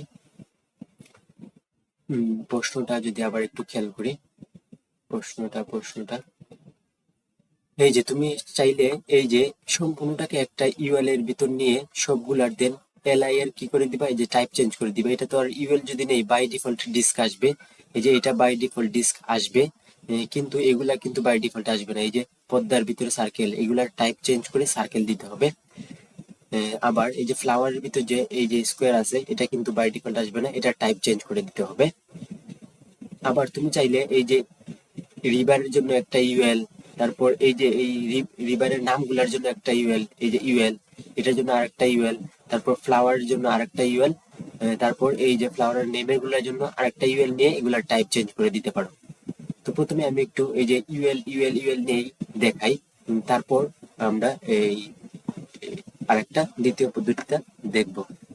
তো আমরা এখন প্র্যাকটিক্যালি কোড লিখি। ওকে, আমার HTML ফাইল ক্রিয়েট করা হয়ে গেছে। তো প্রথমে আমি কি দিয়ে লিখবো, ইউএল। ইউএল নিলে কয়টা বলছি, এই যে আবার যদি আমরা প্রশ্নে যাই, কয়টা ইউএল, এই যে রিভারের জন্য একটা, রিভারের নামের জন্য আরেকটা, দুইটা, ফ্লাওয়ারের জন্য একটা, ফ্লাওয়ারের নামের জন্য একটা, অর্থাৎ টোটাল 4টা আমাকে ইউএল নিতে হবে। তো প্রথমে আমি 4টা ইউএল নিয়ে নিই। ইউএল, ইউএল এর ভিতরে এলআই, প্রথমটা ছিল রিভার, ইউএল এর ভিতরে রিভার। ওকে, তারপর আমি একটা ইউএল নেওয়া শেষ আমার। এখন আমি কি করব, এখন আমি আরেকটা ইউএল নিব, এই যে ইউএল, তারপর এলআই। এখন এই যে রিভারের নামের জন্য কয়টা ছিল, রিভারের নাম ছিল 3টা, পদ্মা, মেঘনা, যমুনা। তারপর আমি এলআই কয়টা দিব, এলআই দিব 3টা। ওকে, এলআই দিব কয়টা, এলআই দিব 3টা। তো প্রথমটা কি, পদ্মা, তারপর হচ্ছে যে পদ্মা, তারপর হচ্ছে মেঘনা, তারপর হচ্ছে যে যমুনা। এই যে 3টা নেওয়া হইলো। তারপর এই যে এখন আমি কি নিব, এই যে ফ্লাওয়ারের জন্য একটা ইউএল। তো এলআই দিব কি, ফ্লাওয়ার, এলআই দিব কি ফ্লাওয়ার। তারপর আমার ফ্লাওয়ার নামের জন্য আরেকটা ইউএল দিব। তারপর হচ্ছে এলআই দিব, কয়টা ছিল, 3টা। তো প্রথমটা কি ছিল, প্রথমটা মেবি ছিল অ্যাডেনিয়াম, NIUM, অ্যাডেনিয়াম। তারপরটা হচ্ছে যে রোজ, তারপরটা হচ্ছে রোজ, তারপরটা হচ্ছে LILY। এই যে আমরা কিন্তু এই যে ওপেনিং এবং ক্লোজিং করছি কোডগুলা, এই যে লক্ষ্য করো, ওপেনিং ক্লোজিং। তো আমার 4টা নেওয়া শেষ। এখন আমি আউটপুট দেখি আমার আউটপুট কি ঠিক আসছে কিনা। অবশ্যই ঠিক হওয়ার কথা না, কারণ আমি টাইপ চেঞ্জ করি নাই। তো এই যে এটা হচ্ছে আমার আউটপুট। আমি যদি একটু জুম করি, তো একটু জুম করে দেখাই তোমাদের। এই যে আমার আউটপুট। ওকে, আউটপুট কিন্তু আমার ইয়ার মতো হয় নাই। এই যে আমার যে এই যে আউটপুট, এদিকে আমি কোড লিখতেছি, আশা করি তোমরা দেখতে পারতেছো। তো আমার কিন্তু এই যে ইমেজের মতো এইটার মতো হয় না, কারণ আমার পর্দাগুলা সার্কেল ছিল, আবার যে ফ্লাওয়ারের নামগুলা কি ছিল, টাইপগুলা ছিল স্কোয়ার। তো আমি এগুলা এখন চেঞ্জ করে দিব। ওকে, চেঞ্জ করে দিব। তো এই যে ইউএল এর বাই ডিফল্ট টাইপ ডিস্ক, তাই রিবারে আর পরিবর্তন করার দরকার নাই। তো আমি এখানে এই যে এই যে পদ্মার সব টাইপগুলা চেঞ্জ করে দিব, পদ্মার, তারপর মেঘনার, তারপর যমুনার। তো এখানে আমি কি কি চেঞ্জ করে দিব, লিখবো অ্যাট্রিবিউট দিব টাইপ লিখে তার ভ্যালু কি দিব, CIRCLE, সার্কেল। ওকে, এই যে দেখো এখন কিন্তু সার্কেল হয়ে গেছে, পদ্মা সার্কেল হয়ে গেছে, তারপর এই যে মেঘনা যমুনা সার্কেল হয়ে গেছে। এখন সেম একইভাবে আমি কি করব, ফ্লাওয়ারের নামের টাইপগুলা চেঞ্জ করে দিব। আর ফ্লাওয়ারের নামের টাইপগুলা যদি চেঞ্জ করি, তারপর হচ্ছে এই যে আবার অ্যাট্রিবিউট দিব এলআই এর ভিতর, TYP টাইপ। তারপর হচ্ছে যে এই যে এখানে দিব স্কোয়ার, SQUAR, স্কোয়ার। এই যে দেখো, এই যে ফ্লাওয়ারের নামগুলোর টাইপ কি চেঞ্জ হয়ে গেছে। এখন তোমরা ইমেজে দেখতে পাইতেছো যে এখানে সার্কেলটা ছিল কিরকম, এই যে এইরকম, হ্যাঁ, এইরকম ছিল স্কোয়ারটা। কিন্তু আসলে HTML-এ এরকম কোনো কিছু এক্সিস্ট করে না বা ব্যবহার হয় না। আসলে HTML স্কোয়ার বলতে আমরা এই যে এটাই দেই, কিন্তু এটা কি থাকে, ফিল আপ থাকে। তো কোনো সময় যদি এরকম থাকে, তার মানে তোমাদেরকে বুঝে নিতে হবে এটা দ্বারা স্কোয়ারকে বোঝানো হয়েছে। তো এটা ছিল একটা পদ্ধতি। তো এই পদ্ধতিটা তোমরা খাতায় লিখতে পারো। আমি যদি তোমাদেরকে আবার কোডটা একটু দেখাই, এই যে একটা চাইলে তুমি স্ক্রিনশট নিতে পারো। এই যে এটার একটা স্ক্রিনশট যদি একটু জুম করে আমি, এই যে এটার একটা স্ক্রিনশট নিতে পারো। ওকে, এটা একটা স্ক্রিনশট নিয়ে নাও। ওকে, তো আমি এখন যেটা বলছিলাম যে দ্বিতীয় পদ্ধতি, দ্বিতীয় পদ্ধতিতে আমরা করব। তো HTML এর কমেন্ট সম্পর্কে তোমরা যদি জানো, এই যে সবগুলা সিলেক্ট করি আমি, তো সিলেক্ট করি কমেন্ট সম্পর্কে, আশা করি তোমরা সবাই জানো।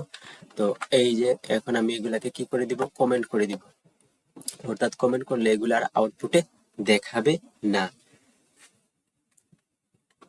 এই যে কমেন্ট হয়ে গেছে HTML এর, এই যে HTML এর কমেন্ট, এগুলো এখন আর দেখাবে না। HTML এর কমেন্ট সম্পর্কে আশা করি তোমাদের ধারণা আছে। আর যদি তোমরা HTML নিয়ে বিস্তারিত ভিডিও চাও, তাহলে কমেন্ট করো, আমি জানাবো। তো দ্বিতীয় পদ্ধতিটি কি বলছিলাম, যে একটা ইউএল এর ভিতর সবগুলো কি করে দিব, এই যে চেঞ্জ করে দিব, শুধু টাইপগুলা চেঞ্জ করে দিব একটা ইউএল এর ভিতর। তো এইটা আমি প্রিফার করব, এটাই করবা তোমরা। তো প্রথমে দিবে একটা ইউএল এর ভিতরে প্রথমটা কি ছিল, এলআই প্রথমটা কি ছিল, রিভার। তো তারপর হচ্ছে রিভারের পর কয়টা রিভারের নাম ছিল, 3টা। একটা ছিল পদ্মা, তারপর কি ছিল পদ্মা, মেঘনা, তারপর কি ছিল যমুনা, যমুনা, তারপর ছিল যে ফ্লাওয়ার। ওকে, তারপর ছিল ফ্লাওয়ার কয়টা ছিল, 3টা। কি কি ছিল, একটা ছিল অ্যাডেনিয়াম, তারপর এটা ছিল পরেরটা কি ছিল, রোজ, তারপর এটা ছিল লিলি। ওকে, লিলি। এখন আমরা এটার আউটপুট দিয়ে কি আসছে, এখন কিন্তু একটা ইউএল দিয়েই সবগুলো করার চেষ্টা করবো আমরা। ওকে, তো দেখি হয় কিনা। তো তো তো আউটপুট এই যে দেখো এখন আসছে রিভার, পদ্মা, মেঘনা, যমুনা, কিন্তু এগুলা টাইপ তো চেঞ্জ করে নাই। তখন আমি রিভার তো বাই ডিফল্ট এই যে ডিস্কি থাকবে, কিন্তু পদ্মা, মেঘনা, যমুনা এগুলার কি করে দিব, টাইপ চেঞ্জ করে দিব। অর্থাৎ আমি এখন এগুলা টাইপ করে দিব যে সার্কেল, কি করে দিব, টাইপ করে দিব সার্কেল। ওকে, অ্যাট্রিবিউট, একটা অ্যাট্রিবিউট দিব, অ্যাট্রিবিউট গুলার টাইপ কি করে দিব, সার্কেল করে দিব।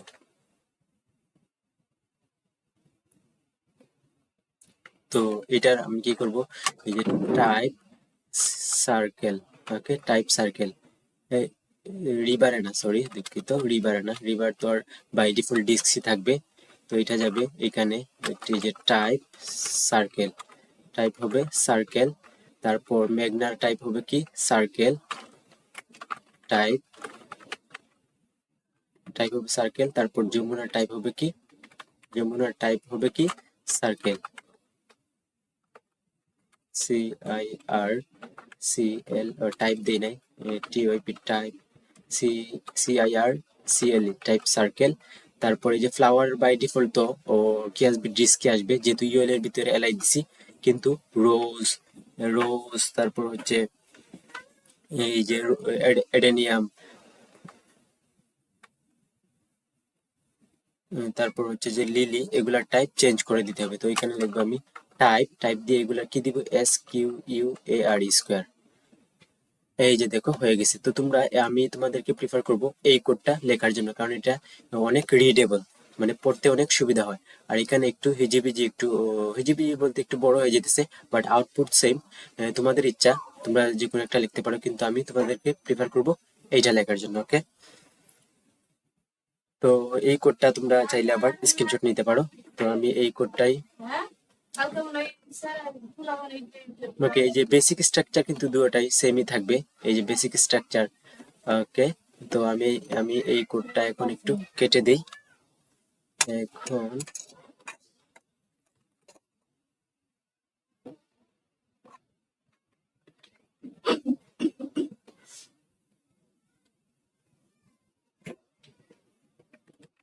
এই যে এই কোডটা আমি আমার এই যে খাতায় বা ইয়াতে রেখে দিব।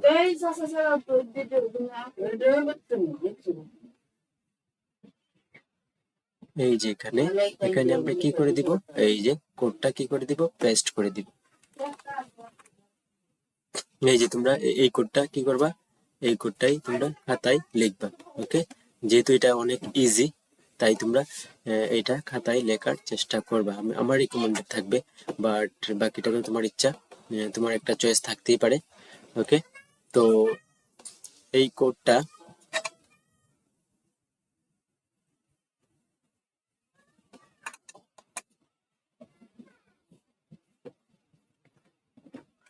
তো এই কোডটা যদি আমি আবার একটু আলোচনা করি, এই যে আবার একটু আলোচনা করি তোমাদের সুবিধার জন্য, এই যে ডক টাইপ এসটিএমএল, এটা দ্বারা বোঝায় যে এসটিএমএল এর যে লেটেস্ট ভার্সন HTML5 ব্যবহার করা হয়েছে। তারপরে HTML এটা হচ্ছে রুট ট্যাগ। তারপরে যে হেডিং, এই হেডের ভিতর তুমি যা লিখবা তা তোমার আউটপুটে দেখাবে না, অর্থাৎ এসইও রিলেটেড কাজ আমরা এখানে করি, আমরা এখানে টাইটেল দিছি। তারপরে যে বডি থেকে যা লিখবা তা কিন্তু তোমার এখানে দেখাইবে, অর্থাৎ বডি শুরু, এই যে বডি শেষ, আর এই যে HTML রুট ট্যাগ শুরু, HTML রুট ট্যাগ শেষ। তারপরে যে ইউএল নিয়ে এলআই এর ভিতর সবগুলা দিলাম। তো আশা করি তোমরা এই কোডটুকু বুঝতে পেরেছো। ওকে, তো এখন আমরা এই যে 4 নম্বর প্রশ্ন নিয়ে আলোচনা করব। এই যে 4 নম্বর প্রশ্ন, দৃশ্যকল্প 2 এর সাহায্যে দৃশ্যকল্প 3 বাস্তবায়ন করে দেখাও।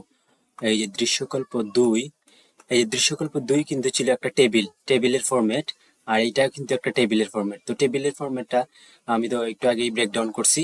তো তোমরা আশা করি বুঝতে পেরেছো। তো যদি বুঝতে পারো, তাহলে এখন আমি সরাসরি প্রথমে প্র্যাকটিক্যাল দেখবো আমরা। ওকে, সরাসরি প্রথমে কি দেখবো, প্র্যাকটিক্যাল দেখবো। ওকে, তো তারপরে এই কোডটা আমরা কি করব, খাতায় লিখবো, কারণ প্র্যাকটিক্যাল দেখলে কি হয়, তোমার সামনে কোনো কিছু ভুল হইতেছে কিনা আমরা সরাসরি দেখতে পারি। যে তো আমি আবার আমার কোড এডিটরে চলে যাইতেছি। তো এই যে আমার আগের কোডটা এখানে আছে, তো এটা আমি আবার কি করে দিব, কমেন্ট করে দিব। ওকে, তো আবার কমেন্ট জিনিসটা আশা করি তোমরা সবাই জানো। ওকে, এই যে কমেন্ট, ওই কি থেকে কি চলে আসলো রে, comment comment comment comment comment হয়ে যা রে ভাই তুই, কমেন্ট, ইয়েস কমেন্ট হয়ে গেছে, কমেন্ট হয়ে গেছে। এখন আমি কি করব, টেবিল, এই যে তারা কিন্তু ওই যে তাদের ফরম্যাট অনুযায়ী করতে হবে, তো আমরা এখন ডক টাইপ না দেই, এই যে টাইটেলও না দেই, এই যে টাইটেলটাও না দেই, যেহেতু হেডও না দেই। ওকে, বডি HTML, তারপর বডি, তারপর কি দিছিল, ওকে এটা আমি কেটেই দিই যেহেতু আর নাই। তারা কিন্তু এরকম একটা ফরম্যাট দিছিল, তারপর একটা টেবিল ট্যাগ দিছে, এই যে টেবিল ট্যাগ, তারপর কি টিআর, ওকে এরকম একটা ফরম্যাট দিছে। তো আমি স্ক্রিনে দেওয়ার চেষ্টা করব প্রশ্নটা, তাহলে তোমরা একটু দেখে দেখে আমি যে কোড করতেছি তোমরা একটু আইডিয়া পাবা। তো টিআর, তো এইটাই তো ছিল ফরম্যাট মেবি, এই যে ফরম্যাটটা টেবিল টিআর টিডি, টেবিল টিআর টিডি, টেবিল টিআর টিডি, টেবিল টিআর টিআর এর ভিতর কি ছিল, এই যে টিডি। ওকে, তো প্রথমে আমরা কি দিব, প্রথম টিডিটা কি ছিল, এই যে river, RIVR, sorry sorry, yes maybe river, river. এখন রিভার কয়টা, রিভারে কি ইউজ হয়েছিল, রয় স্পেন ইউজ হয়েছিল, কিন্তু আমরা একটু আগেই টেবিলটা ব্রেকডাউন করছি। তো এখন কি লিখবো, রয় স্পেন কত 3। তারপর এই যে বলছিলাম রয়, এই যে প্রথম রিভারটা, এই যে পদ্মা, এই যে এটার সাথে কানেক্ট করবা। ওকে, রয় স্পেন যে লিখবা, প্রথম যে এলিমেন্টটা থাকবে তোমার বা টিডিতে থাকবে তার সাথে কানেক্ট করবা। এই যে এখানে যেমন ফ্লাওয়ার আছে, ফ্লাওয়ারটা আমরা কার সাথে কানেক্ট করবো, অ্যাডেন্ডাম সাথে। তারপর টিআর নিয়ে রোজ, টিআর নিব, টিডির ভিতর রোজ দিব। তারপর আবার টিআর নিব, টিআর নিয়ে টিডির ভিতর লিলি দিব, এইরকম। তো এখন আমরা করি, তো এখন একটা টিডি নেওয়া শেষ। এখন আমি আরেকটা টিডি নিব কিসের জন্য, এই যে প্রথমটার সাথে কানেক্ট করার জন্য। প্রথমটার কি ছিল, যমুনা বা যমুনা, জামু জামু যমুনা। ওকে ফাইন, এই যে প্রথমটার সাথে কানেক্ট করা শেষ। এখন আমাদের আরো কি নিতে হবে, রয়েছে কি পদ্মা, মেঘনা। প্রথমে কি ছিল, প্রথমে কি পদ্মা ছিল, প্রথমে পদ্মা, সরি সরি সরি, প্রথমে পদ্মা ছিল, পদ্মা দিব আমরা, পদ্মা প্রথমে ছিল, PID পদ্মা। তারপর এই যে এখানে শেষ। এখন আমরা কি দিব, আচ্ছা আমরা আউটপুটটা দেখি আসছে আমাদের।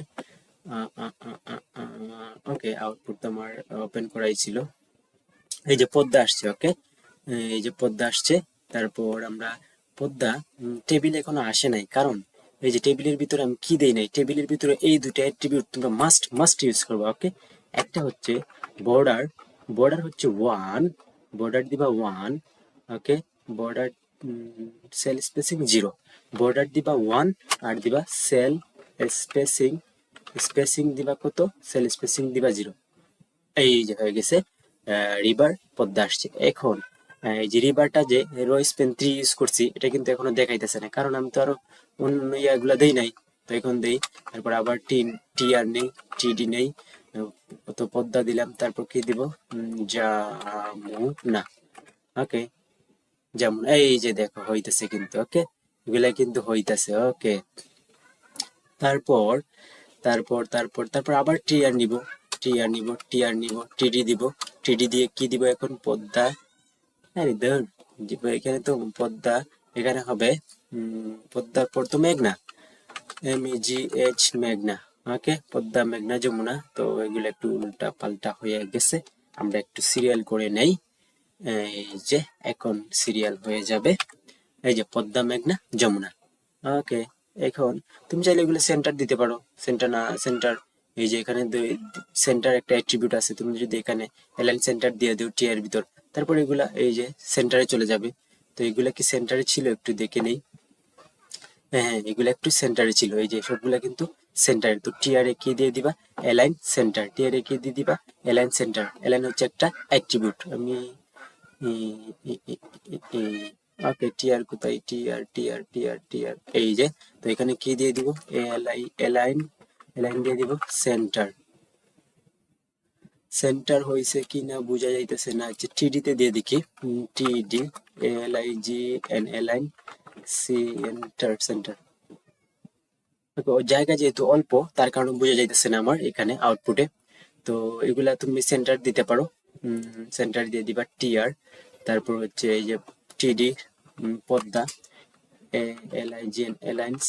Align centre. এই যে পদ্মাটা কিন্তু একটু সেন্টার হয়েছে, তোমরা দেখিও। এই যে আউটপুট যে পদ্মার দিকে খেয়াল করিও। এই যে সেন্টার, এই যে এখন কিন্তু একটু বামে সরা আছে, যখন আমি সেন্টার দিব তখন কিন্তু ও সেন্টারে চলে যাবে। এই যে সেন্টার কাজ করছে, ওকে। তো ওই যে এখানেও এলাইন সেন্টার দিয়ে দিই, এলাইন সেন্টার, এলাইন সেন্টার। এই যে এখন এগুলা সেন্টারে চলে গেছে। তো এখন আমার প্রথম ইয়ার কাজ শেষ, রিবারের কাজ শেষ। তো দ্বিতীয় টেবিলটা কিন্তু মোটামুটি সেমই ছিল। তো আমি কি করব, যেহেতু আমার এখানে কপি করার সুযোগ আছে, আমি কি করব, এই যে সিলেক্ট করলাম, সিলেক্ট করে কন্ট্রোল সি করলাম, তারপর কন্ট্রোল ভি করলাম। ওকে, দেখো সেম চলে আসছে। এখন আমি শুধু কি করব, নামগুলা চেঞ্জ করে দিব। ওকে, তো এটা কি ছিল, ফ্লাওয়ার, ফ্লাওয়ার, ফ্লাওয়ার বানানো পারি না, কি একটা অবস্থা। ফ্লাওয়ার প্রথমটা কি ছিল, অ্যাডেনিয়াম। এই উচ্চারণটা আমি জানিও না কি, ADNIUM, অ্যাডেনিয়াম। তারপরটা হচ্ছে রোজ, রোজ, এই যে রোজ। তারপরটা হচ্ছে রোজ, রোজের পর কি ছিল, LIL, লিলি। এই যে দেখো আমরা কিন্তু সেম আউটপুট আনতে পারছি। ওকে, তো এই তো আমরা এই যে টেবিলটা বাস্তবায়ন করলাম, দৃশ্যকল্প 1 দিয়ে এই টেবিলটা আমরা বাস্তবায়ন করলাম। তোমরা চাইলে এই যে রিভারটাকে অ্যালাইন দিতে পারো, ফ্লাওয়ারটাকে অ্যালাইন দিতে পারো। তো রিভারের রিভারের এই যে টিডিতে এখানে কি দিবা, এএলআই, অ্যালাইন। এটা কিন্তু একটা অ্যাট্রিবিউট যার ভ্যালু হচ্ছে সেন্টার। এই যে রিভার এখন সেন্টারে চলে গেছে। তারপর ফ্লাওয়ারের যদি স্পেস কম, তাও দিয়ে দিবা একটু সেন্টারে, সমস্যা নাই। কি দিবা, LIGN, align CNTR, centre, align centre. ওকে, এই তো কোড ছিল এতটুকুই। তো তোমরা এটার একটা স্ক্রিনশট নিয়ে নাও, এই যে একটা স্ক্রিনশট নিয়ে নাও, সম্পূর্ণটার একটা স্ক্রিনশট নিয়ে নাও। আর আমি এই কোডটা কন্ট্রোল A দিয়ে সিলেক্ট করলাম, কন্ট্রোল C দিয়ে কপি করলাম, তারপর এটা আমি এখানে পেস্ট করে দিব। তো এই যে দৃশ্যকল্প, এই যে নিচে দৃশ্যকল্প 2 এর সাহায্যে দৃশ্যকল্প 3 বাস্তবায়ন করে দেখানো হলো। তো তারপর কি করব, আমি এখানে পেস্ট করে দিব কোডটা। ওকে, তো লেখাটা একটু বড় হয়ে গেছে, যেহেতু লেখাটা একটু একটু ছোট করে দেই।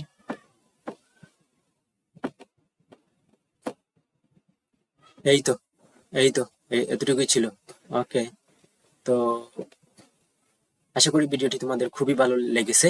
প্রশ্ন 8, এখানে একটা উদ্দীপক দেওয়া আছে যে 2 square plus 4 square plus 6 square plus 8 square plus dot dot dot n square, অর্থাৎ এটা n তম বার, এখানে n তম বার দেওয়া। তো এখানে শুরু হয়েছে 2 থেকে, বাড়তেছে কত করে, 2 করে। এই যে প্রথমে 2, তারপর হচ্ছে 2 করে বাড়ছে 4, তারপর আবার 2 করে বাড়ছে 6, তারপর আবার 2 করে বাড়ছে 8, এরকম ভাবে সিরিজটা বাড়তে থাকবে। তো কততম পর্যন্ত বাড়বে, n তম বার বাড়বে। আর এখানে কিন্তু এই যে এক্স স্কোয়ারটা কিন্তু fixed, square fixed, square fixed, x square fixed. তো প্রথম প্রশ্ন কি বলছে এখানে, প্রথম প্রশ্ন বলছে যে কিওয়ার্ড কি, কিওয়ার্ড কি। তো কিওয়ার্ড হলো প্রোগ্রামে ব্যবহৃত কতগুলো সংরক্ষিত বিশেষ শব্দ যার নির্দিষ্ট অর্থ আছে এবং প্রোগ্রামে একটি নির্দিষ্ট কার্য সম্পাদন করে। তো কিওয়ার্ড হচ্ছে এই যে কিওয়ার্ড হচ্ছে একটা প্রোগ্রামিং ল্যাঙ্গুয়েজের নিজস্ব সম্পত্তি, অর্থাৎ তার বাপদাদার সম্পত্তি।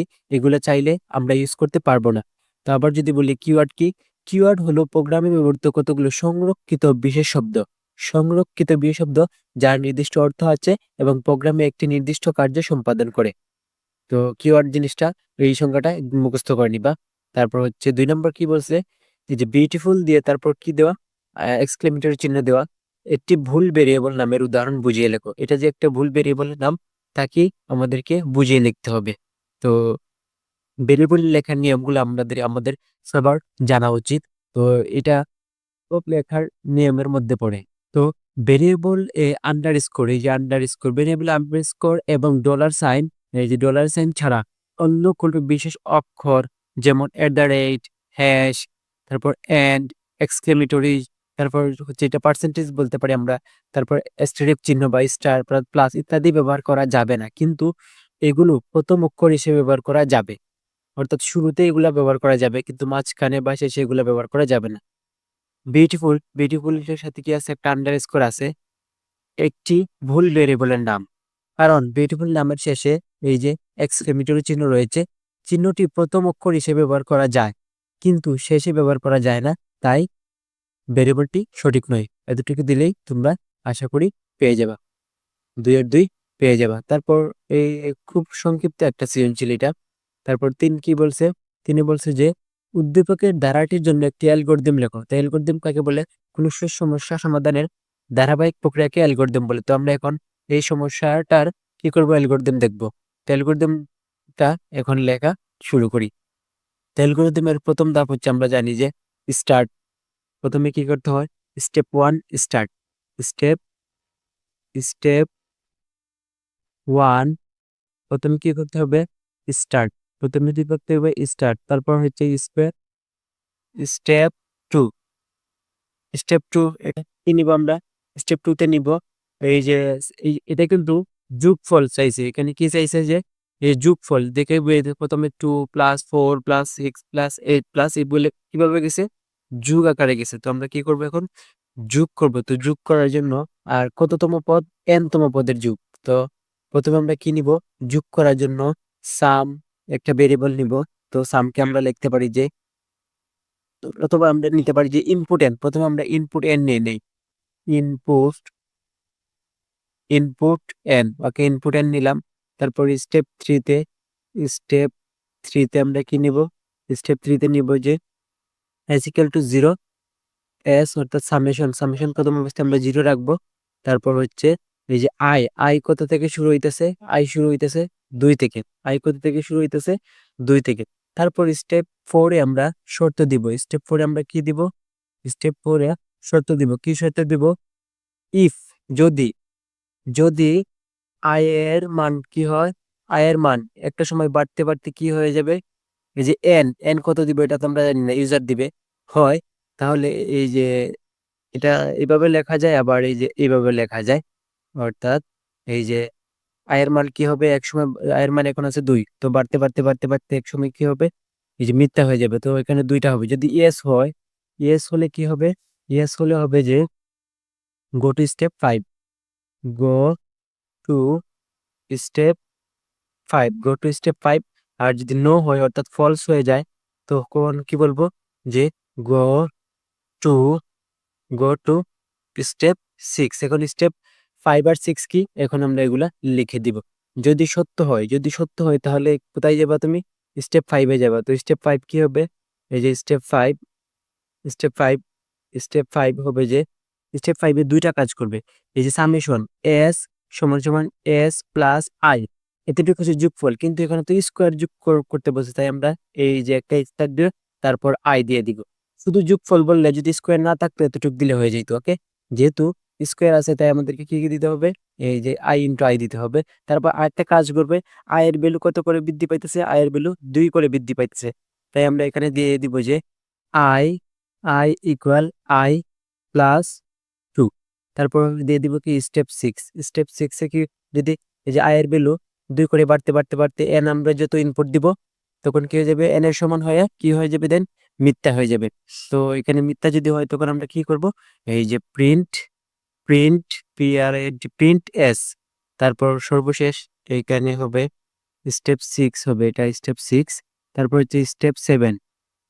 তো স্টেপ 7 আমরা কি দিয়ে দিব? স্টেপ 7 আমরা দিয়ে দিব স্টপ। সো এই যে শুরু করছিলাম, তাই আমাদেরকে স্টপ করতে হবে। তো এইটাই ছিল এটার অ্যালগরিদম, ধাপে ধাপে সমস্যা সমাধান করার প্রোগ্রাম। তারপর কি বলছে? তারপর 4 নম্বরে কি বলছে? যে উদ্দীপকের ধারাটির জন্য সি ভাষায় একটি প্রোগ্রাম লিখো। অর্থাৎ এই যে এখানে যে একটা ধারা দেওয়া আছে, এই ধারার যোগফলের জন্য আমাদেরকে কি বলছে? একটা সি প্রোগ্রাম লিখতে বলছে। কিন্তু সি প্রোগ্রামে গিয়ে লুপ আছে যে 3টা, এখানে নির্দিষ্ট লুপ বলে দেয় নাই। চাইলে আমি কি করতে পারবো? এই যে ডু হোয়াইল লুপ ইউজ করতে পারবো, অথবা হোয়াইল লুপ ইউজ করতে পারবো। তো আমি সাজেস্ট করবো তোমাদেরকে ফর লুপটা ইউজ করার জন্য, কারণ এটা হচ্ছে বেস্ট। এটা হচ্ছে একটা, এই যে 3টার মধ্যে এই ফর লুপটা হচ্ছে বেস্ট। তো আমরা এখন লুপ দিয়ে আমরা কি করবো? এই সিরিজটার সমাধান করবো ফর লুপ দিয়ে অবশ্যই। তো আমি একটা ব্রাউজার ওপেন করে নিচ্ছি, প্রথমে প্র্যাকটিক্যাল দেখবো, তারপর এই কোডটা আমরা লিখবো। তো আমি কোড লিখবো যে run C in online, run C in online. Okay, তো প্রথমে আমি প্র্যাকটিক্যাল দেখাবো, তারপর কি করব? এই কোডটা আমরা খাতায় লিখে নিব। তো এই যে একটা প্রোগ্রামিংস.com আসলো, এটাই গেলাম। তো বেসিক কিছু ফাইল দেওয়া আছে, আমি আর এগুলা আমি কেটে দেই, এগুলা কেটে দেই। তো তোমরা যেহেতু সৃজনশীল প্রশ্নের সমাধান করতে আসছো, তো আমি আশা করি এগুলা সম্পর্কে তোমাদের একটু টুকটাক ধারণা আছে। তো আমি এটা কি করতেছি, এই যে এগুলা কমেন্ট গুলা কেটে দিতেছি। ওকে, এই যে এটা হচ্ছে একটা সি ভাষার কমেন্ট। তো কমেন্ট গুলো আমি কেটে দেই, এই যে কেটে দিলাম। এখন আমার এই যে বেসিক স্ট্রাকচার যেটা, তো আমি প্রথমে কি নিব, তিনটা ভেরিয়েবল নিব। তিনটা ভেরিয়েবল কারণ হচ্ছে এই যে ইউজার থেকে প্রথমে একটা ইনপুট এন নিব, আইএনটি দিব, আইএনটি এন একটা ভেরিয়েবল। তারপর এস এর ভ্যালু অ্যাসাইন করে দিব, এস ইকুয়াল টু 0। তারপর হচ্ছে আই কত থেকে শুরু হয়েছিল, আই এর ভ্যালুটা কি করে দিব, অ্যাসাইন করে দিতে পারি, আই ইকুয়াল টু 2, কারণ আই শুরু হয়েছিল 2 থেকে। তারপর আমরা ইউজারকে একটা আউটপুট দেখাবো। আউটপুট দেখানোর জন্য ফাংশনের নাম কি, এই যে PRNT, প্রিন্টএফ। তো বলবো যে enter the last number of the series. এটা তোমার উপর নির্ভর করে, তুমি কি দিবা, enter the last number of the series. তো এরকম দিলাম। তারপর হচ্ছে এখান থেকে বের হব। তারপর ইউজার যে ইনপুট দিবে তাকে আমরা কি করব, সংরক্ষণ করার জন্য কি দিব, স্ক্যানএফ। তারপর হচ্ছে স্ক্যানএফ দিয়ে, তারপর হচ্ছে %d স্ক্যানএফ, তারপর হচ্ছে %d। তারপর এই যে এখান থেকে বের হব, তারপর ভেরিয়েবলের লোকেশনটা বলে দিব। ভেরিয়েবল লোকেশন বলে দিব যে অ্যাড দিয়ে, এই যে এন, যেহেতু ও লাস্ট নাম্বার এন দিবে তাই এন দিলাম। এখন আমরা কি করব, ফর লুপে ঢুকে যাব। যেহেতু আমরা ফর লুপে ইউজ করবো, আর এটা সবচেয়ে সহজ এবং বেস্ট। তো ফর লুপের তিনটা অংশ, প্রথমটা হচ্ছে আই। আই মানে কত থেকে শুরু হইতেছে, যদি আমরা এখানে আই ডিক্লেয়ার করে দিছি 2, তো আই এখানে আবার দিতে পারি, বা তবে আমি যদি প্রথমে এখানে I0 দিলাম, এই যে I0 দিতাম তাও হইতো, অথবা শুধু আই দিলে হইতো। তো ডবল হইতেছে, সমস্যা নাই। তারপর আই, তারপর কি আই এর ভ্যালু, এই যে আই এর ভ্যালু কি হবে, এই যে এন তম বার। ওকে, তারপর হচ্ছে আই এর ভ্যালু কত করে বৃদ্ধি পাবে, I equal to I plus I plus I plus 2। এই যে তিনটা সত্য। তারপর হচ্ছে বডিতে ঢুকবো, ফর লুপের বডিতে ঢুকে কি করব, এই যে সামেশন করব, S equal S plus I, এতটুকু শুধু যুগের জন্য। আর যেহেতু স্কোয়ার সহ যুগ, তাই আরেকটা দিব আই ইন্টু আই। তো এই তো হয়ে গেল। তারপর কি করব, লুপ থেকে বের হব। বের হয়ে এখন আমরা প্রিন্ট করব আবার, প্রিন্ট এফ। এখন আমরা লিখে দিব sum of the series is, sum of the series is, sum of sum of the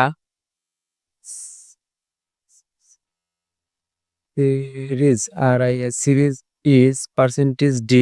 তারপর এখান থেকে বের হব। তারপর আমরা এই যে এস নামটা দিয়ে দিব, এই যে এস নিয়েছিলাম, এস ইকুয়াল টু 0। তারপর এখন কোনো যদি ভুল আমি যদি না করি, তখন আমার আউটপুটটা আসবে। তো আমরা রান করি, দেখি কি আউটপুট আসে। এই যে রান বাটনে ক্লিক করলাম, কোনো কিছু ভুল হয় নাই, অর্থাৎ সবকিছু ঠিকঠাক লিখছি। Enter the last number of the series, suppose আমি দিলাম হচ্ছে 5। ওকে, 10 দেই, 10। তো 10 যদি দেই, তখন the some of the series is 220, অর্থাৎ 10তম পদের যোগফল হবে 220। তো এই তো ছিল এই যে 4 নম্বরে সি প্রোগ্রাম। তো আশা করি সি প্রোগ্রামটা তোমরা বুঝতে পেরেছো। তো আমি এখন একটা কি করব, কপি করে আমাদের খাতা লিখে নিবি, অথবা তোমরা চাইলে স্ক্রিনশট নিতে পারো।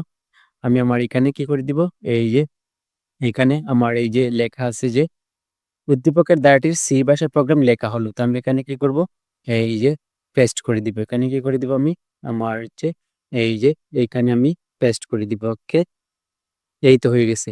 এই তো হয়ে গেল আমাদের এই যে সম্পূর্ণ সমাধান।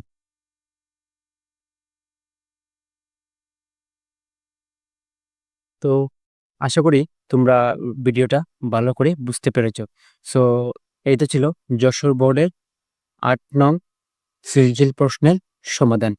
তো ভিডিওটি যদি ভালো লেগে থাকে, তাহলে অবশ্যই স্কিল বাংলাদেশ চ্যানেলটা সাবস্ক্রাইব করবে এবং লাইক কমেন্ট করে পাশে থাকবে। So thank you so much for watching this video. ভালো থাকো, সুস্থ থাকো এবং স্কিল বাংলাদেশের সাথেই থাকো।